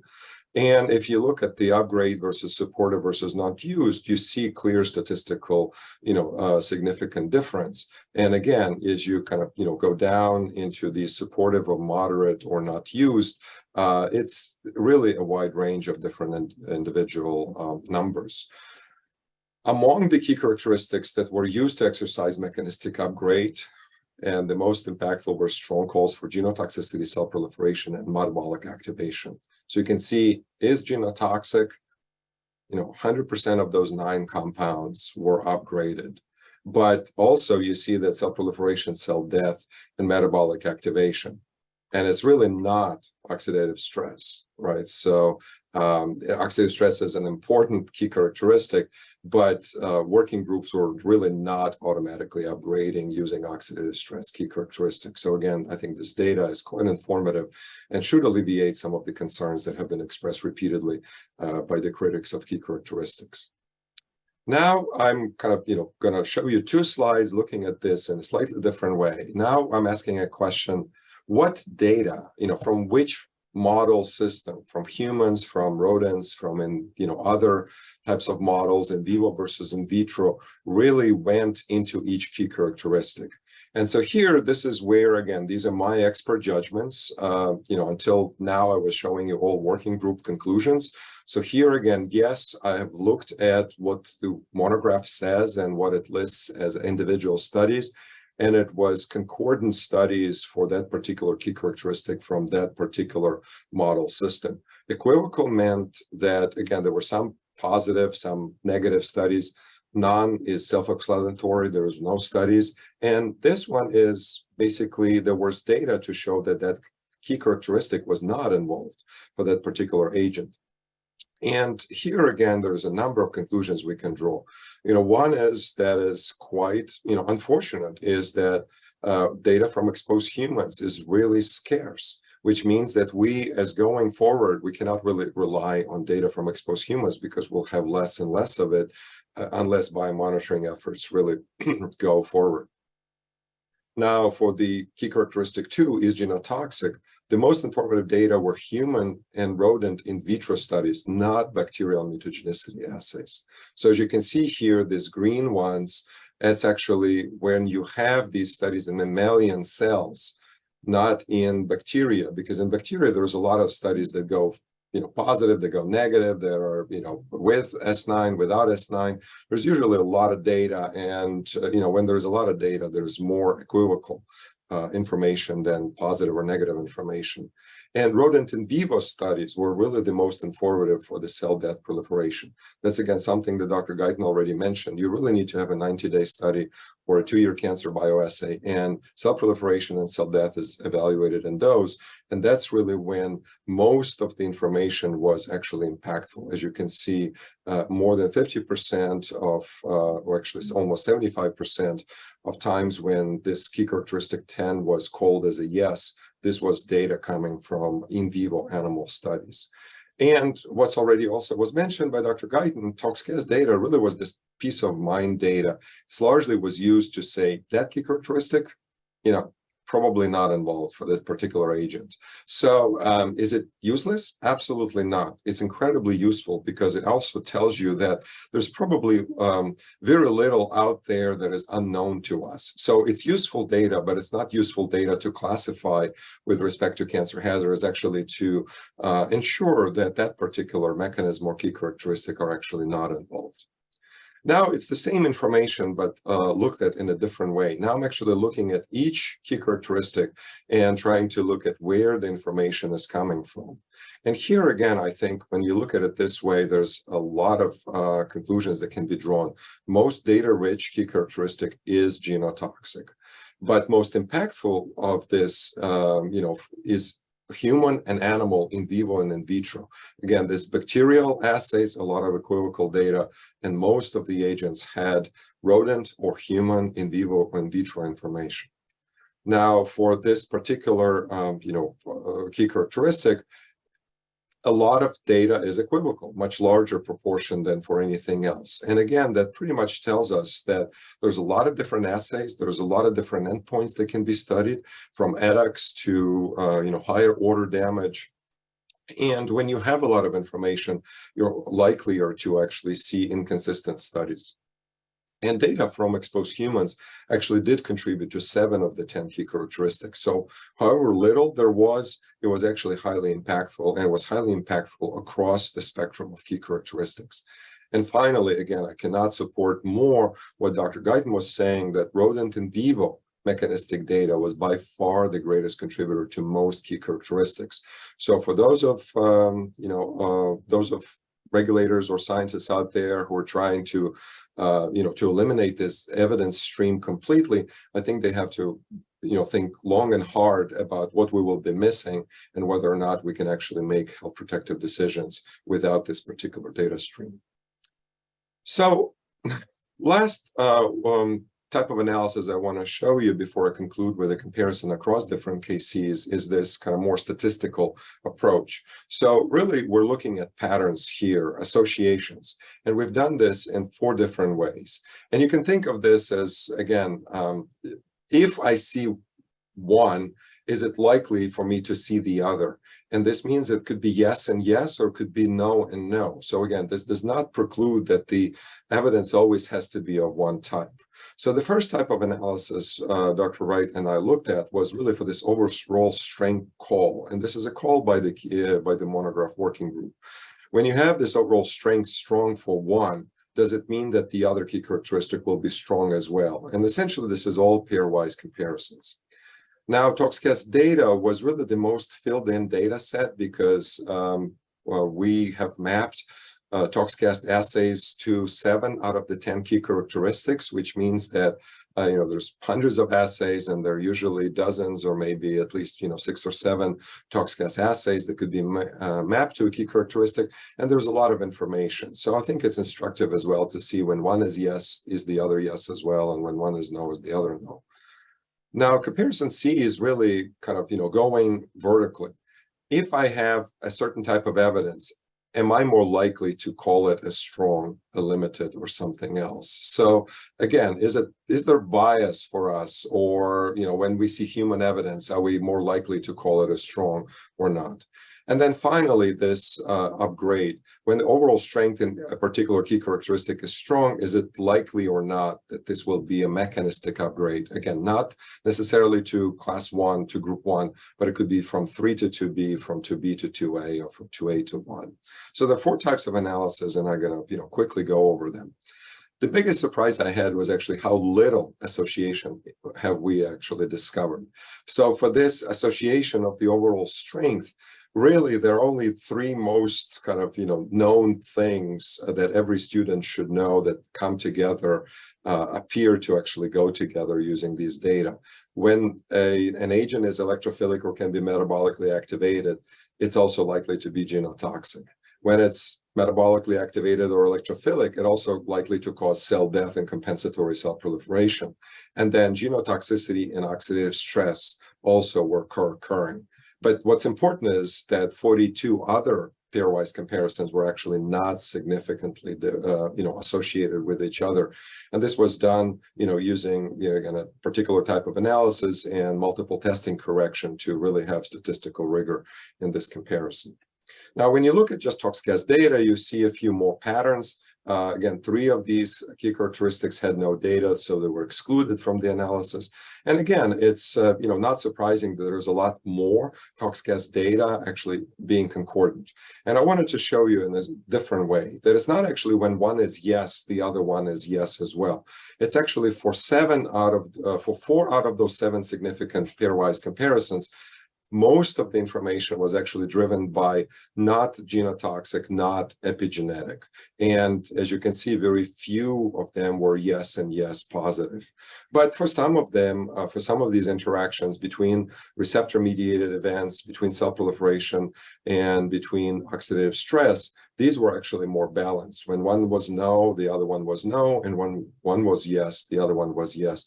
Again, these are highly significant associations, and I think they're worthy of us thinking as to whether we may need to actually run this many assays, or maybe some of the assays will actually are redundant if we're thinking about screening more compounds in the future.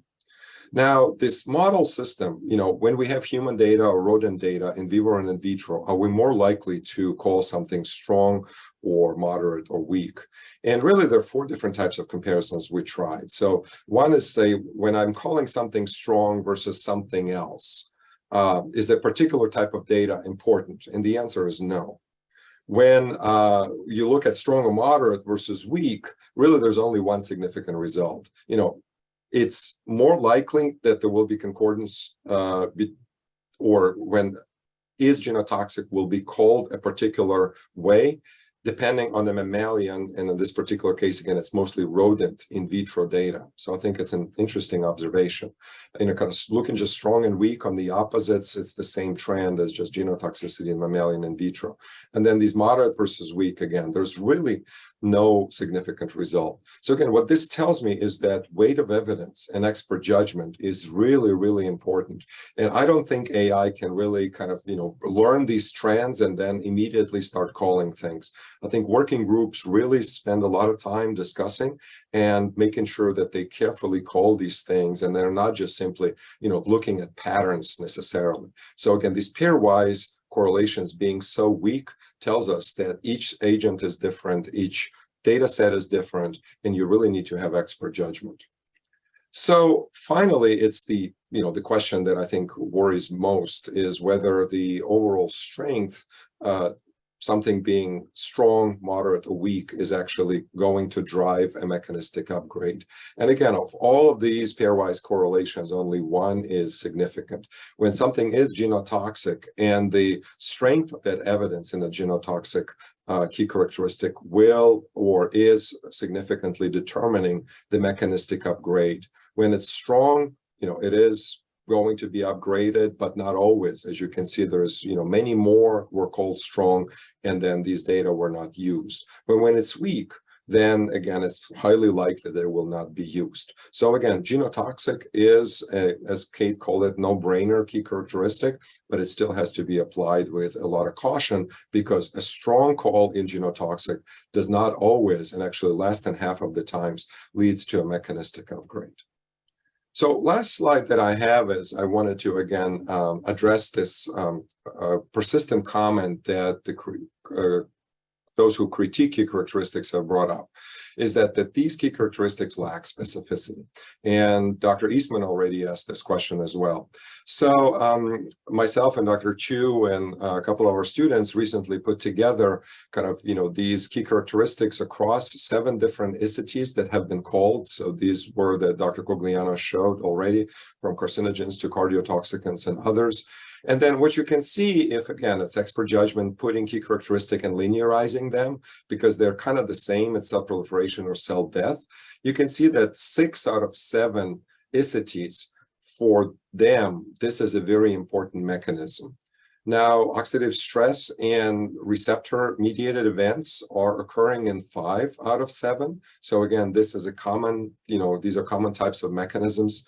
When you look at epigenetics and chronic inflammation, you can see that this is across 4 different ICTs. Then, genotoxicity and electrophilic activation and hormone receptors really are occurring, fewer and far between. Even genotoxicity is not unique to cancer. It also was identified as a key characteristic of both male and female reproductive toxicants. So again, specificity is one issue. How it is being used and interpreted is a completely different one. Now, as you can see, there's a few more that occur maybe in two, and then there's some that are truly specific or selective. But again, they're pretty narrowly focused. Most are for immunotoxicants. These are very small things in immune cell propagation and maturation. The second one is for cardiotoxicity, this receptor mediated events, and also the excitability and ion channels. And then some others have unique ones. But it's not surprising that these key characteristics actually co-occur in different ICIDs. What I think guarantees specificity for everything except for human cancer is which cell types that they have been studied in. When you study something in a hepatocyte and in a Kupffer cell, you can pretty much actually attribute that to liver. But for carcinogenicity, you have to look holistically. And to add to Dr. Guyton's answer, I think that working groups that I participated on have always looked for target tissues in animals and in humans, and then looked for key characteristics in cells from those particular target tissues. And then altogether, that actually provided some additional specificity.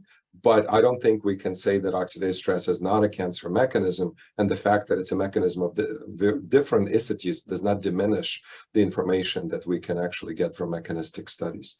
So with that, thank you very much for your attention. I'll be happy to answer any questions. Thank you very much, Dr. Rusyn. Let's go to the committee and see if there are, again, any questions of clarification or comments.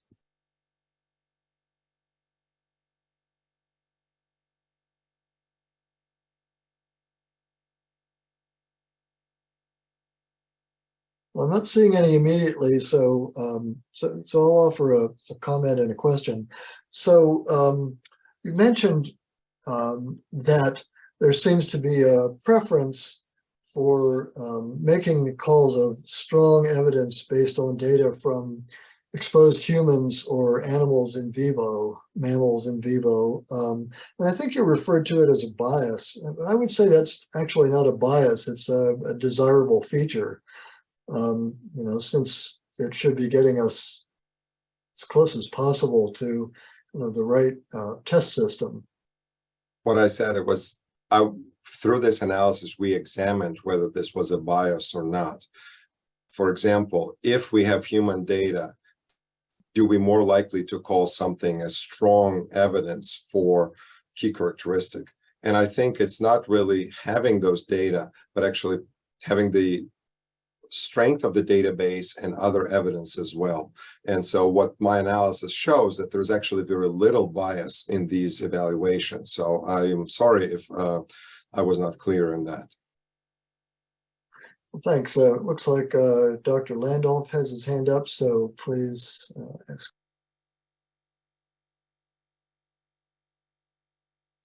You're muted.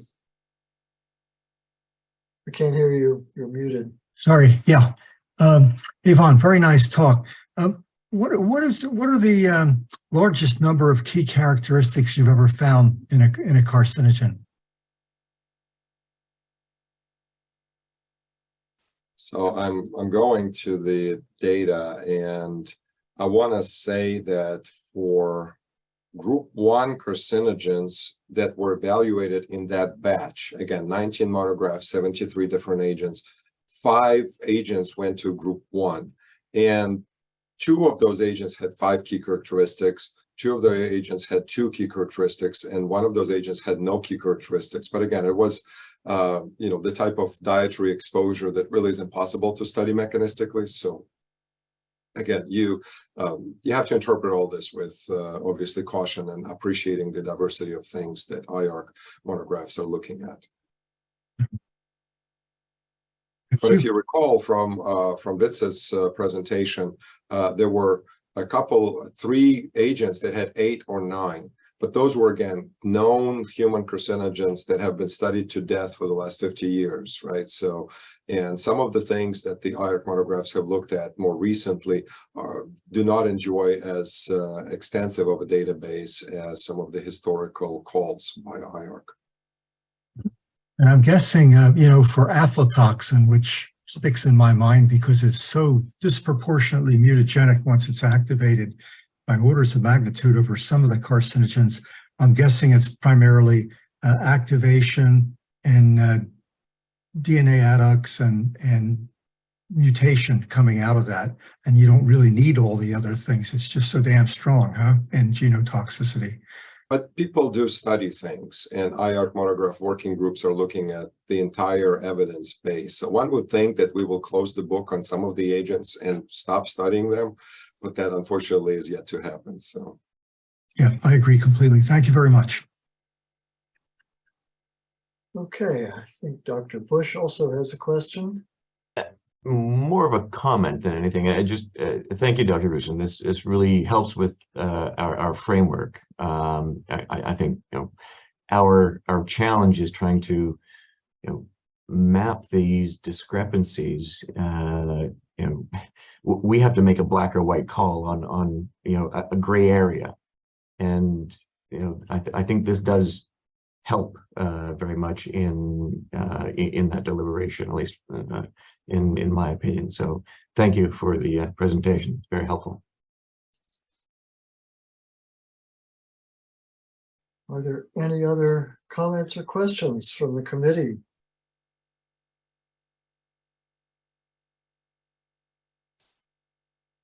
Okay.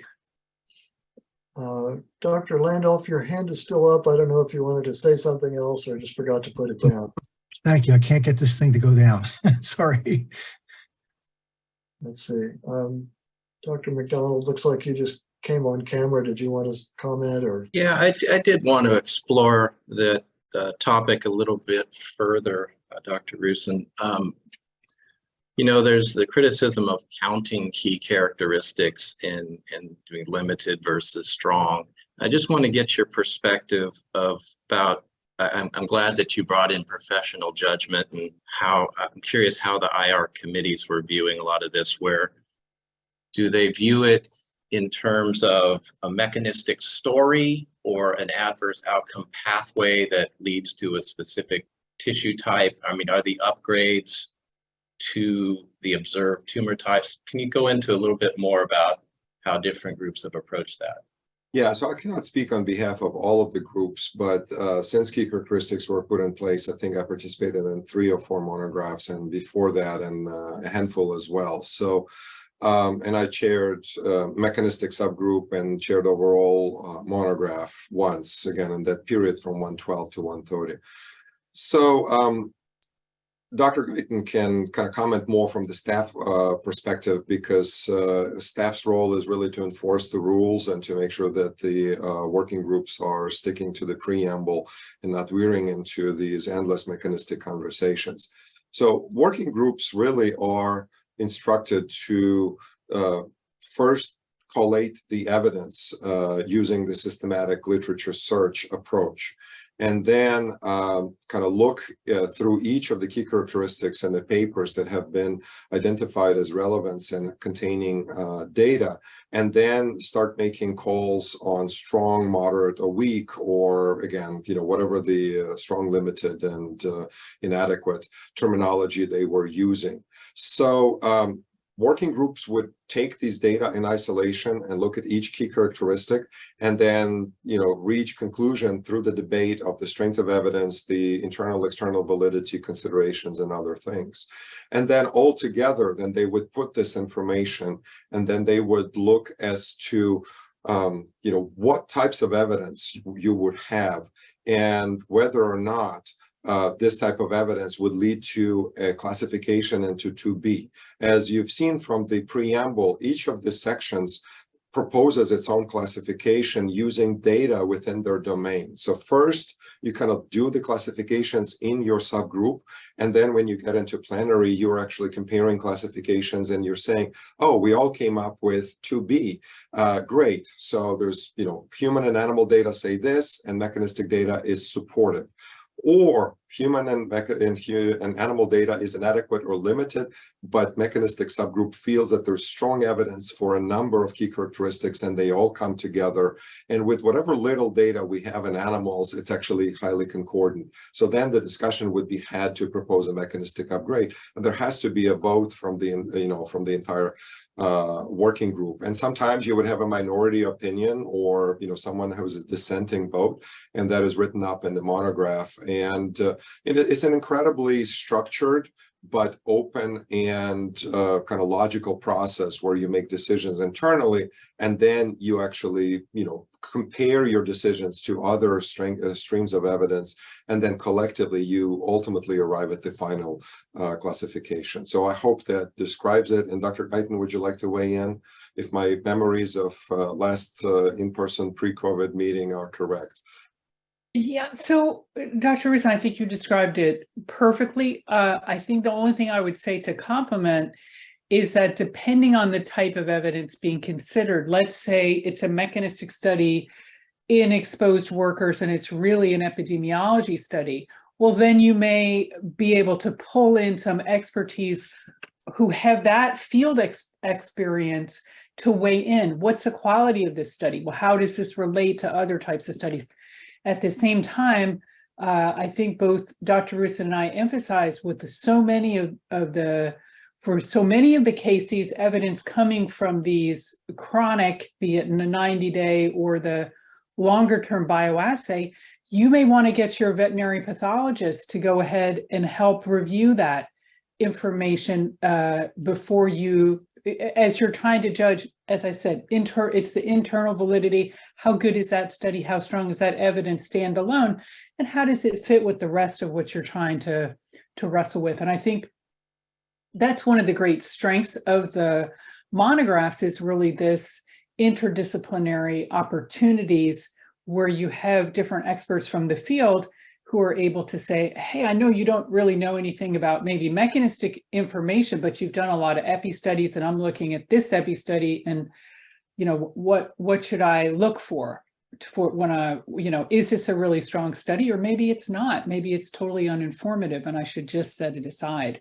So I think some of those, in addition to all the points that Dr. Rusyn made, are part of this expert judgment process. And Dr. McDonald, again, just to add to your comment, whether this is really a box checking exercise and we're counting cards and then there's a magic number, that is a very common concern of those who really have not participated in the process, either as a participant or an observer. And I invite, again, those on the kind of members of the general public who are, interested in how these things happen is to, again, participate, to submit their name to the working group observer, and then go and actually have access to all of the deliberations and all of the drafts. It's an incredibly open process for those who have not experienced it. But retrospective analysis that I've presented over 19 monographs and 73 different agents is really, looking in the past and asking a question, would we be able to check the boxes and call group 2B, 2A, or 1 just based on the type of evidence that we have? As Dr. Bessarania said, can we train AI to do this? The answer, in my opinion, is no. It's always context dependent. It's always an expert judgment. It's always a group decision. And you can have 0 to 5 key characteristics, and you can have 5 key characteristics that are strong and still end up in 2A or 2B. So it's really not a box checking exercise. And hopefully, again, this analysis going retrospectively over more than a decade will appease some of the criticisms and concerns that have been levied on this particular process. Thank you for those perspectives. Appreciate it. As former IARC staff, I might also comment on this notion of counting KCs. we have the same problem with epidemiologic studies, right? There's a simplistic tendency to say, well, we have this many positive and that many negative, and count the votes that way. I don't think that's at all what happens with the KCs. Just like with epidemiologic studies, the evaluation of study quality is extremely important. And we really need to pay attention to that. Rather, I think this retrospective analysis shows that the greater challenge is that it's really difficult to get to strong unless you have a lot of studies. And that also is probably a necessary feature. It makes sense logically that you feel more confident in making a call when you have more information, and that information is higher in quality. But I think that's one of the messages I took away from looking at Dr. Rusyn's analysis, that more data is better. And that the more we have, the more likely we are to feel confident to make a call of strong evidence. But we can also, more data can actually lead to no relevance of that KC, or more data can lead to equivocal conclusions. So more data does not mean a certain classification. I wanted to point that out as well. No, absolutely. I think that's, the other side of the challenge, that it's hard to say no effect when you don't have enough data to demonstrate that. In fact, it's probably harder to do that than to say, well, there is an effect or there might be an effect.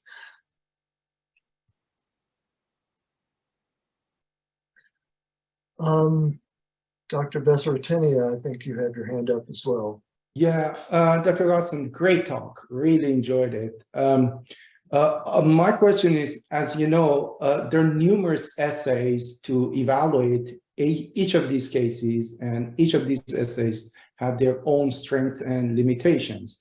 I'm wondering if there is any explicit guidance on what methodological strength and limitation to consider when evaluating a potential agent, an agent for potential carcinogenicity. Does IR provide such guidance to its panel or working group? Excuse me, excellent question. And I will invite Dr. Guyton to weigh in on this as well, because she actually has done some of the analysis that she showed in those posters along those lines. Let me just start by saying there's really two types of mechanistic evidence that the working groups have looked at since key characteristics were put in place. One is just kind of your regular as-you-go publications. People do, whatever they are funded to do or whatever they please to do. They use essays and methods that they think are most appropriate. And that's largely unstructured, data set, but it's organic data set. It's incredibly rich and informative. And then on the other hand, you have ToxCast data that is a standard package that most of the compounds have been run through. And when we mapped those ToxCast assays to key characteristics, as I already said, only 7 out of 10 could be mapped. And in reality, if you really press a mechanistic toxicologist, like, are those assays really relevant? Probably there's 3 or 4 key characteristics, and the coverage of that particular key characteristic is still limited. So it's a great data set. It's standardized. You have hundreds of chemicals run through it, which means that you can put your chemical on the rank scale with other known carcinogens, oxidative stressors or receptor activators, and really say, well, yeah, it activates receptors, but it's in the bottom 80 percentile, and I probably should not really pay too much attention to it.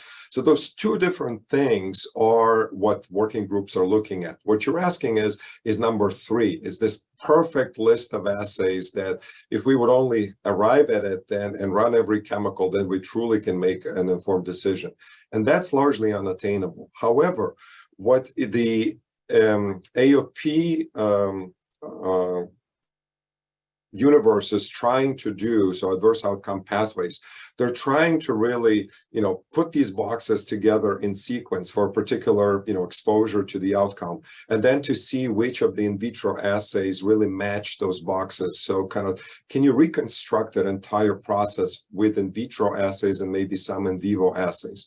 And this is an incredibly painstaking and long and hard process. And in the last 10 plus years that AOP concept has been around, there are only really two adverse outcomes for which that exists to a degree where regulators are now comfortable using it. One is a skin sensitization. The other one is very recent, and it's not an official OECD guidance yet to my knowledge, but should be published this year, on developmental neurotoxicity. So groups of experts got together and said, we agree that this is how it happens. And then we agree that we have assays to probe each step.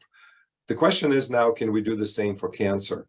And as a mechanistic toxicologist, I think maybe, but we're not there yet. So hopefully that answers your question to a degree. And Dr. Guyton, would you like to maybe weigh in on the analysis you've done with Dr. Smith? Yeah, so first of all, great question. And second of all, great answer from Dr. Rusyn. I might complement it by just saying, you know, for some of these cases, we as a community have standardized assays. Dr. Eastman is much more of an expert in this area when it comes to these, for example, like the genotoxicity battery.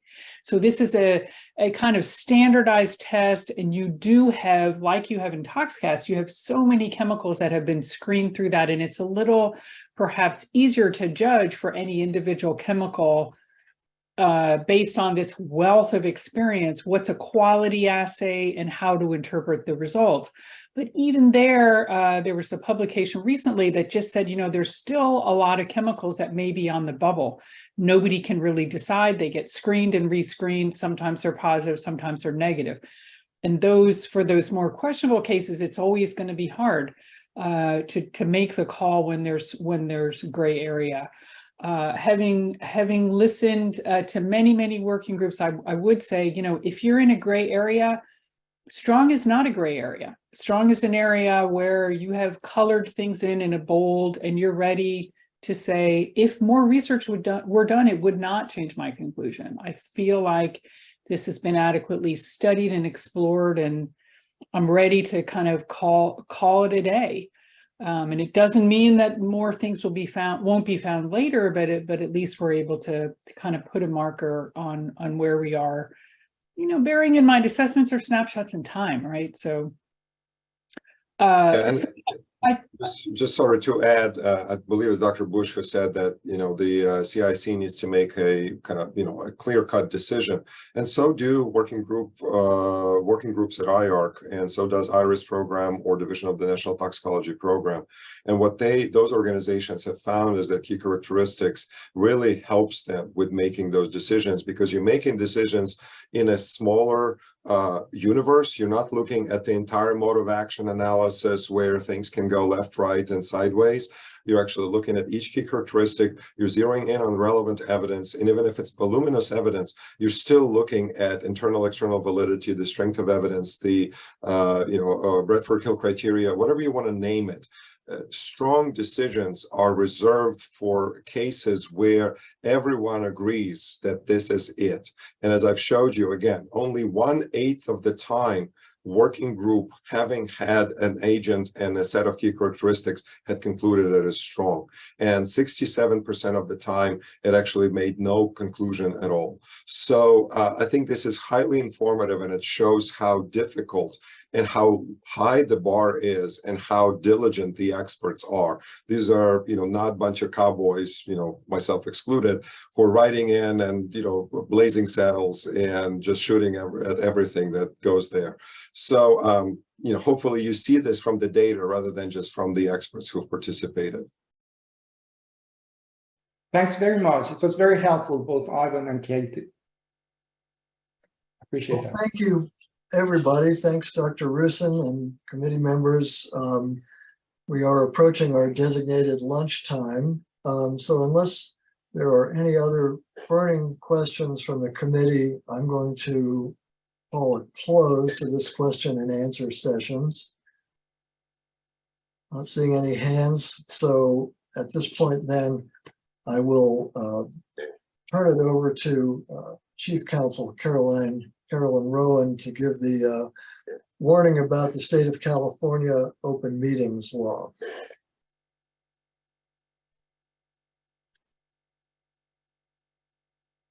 Thank you. I just want to remind the members quickly that during breaks, like the lunch break, you shouldn't talk amongst yourselves about the subject matter of the meeting. And that includes phone calls, texts, and chat. My recommendation would be that you also don't talk to third parties about the items being discussed on the break. And if you do, you should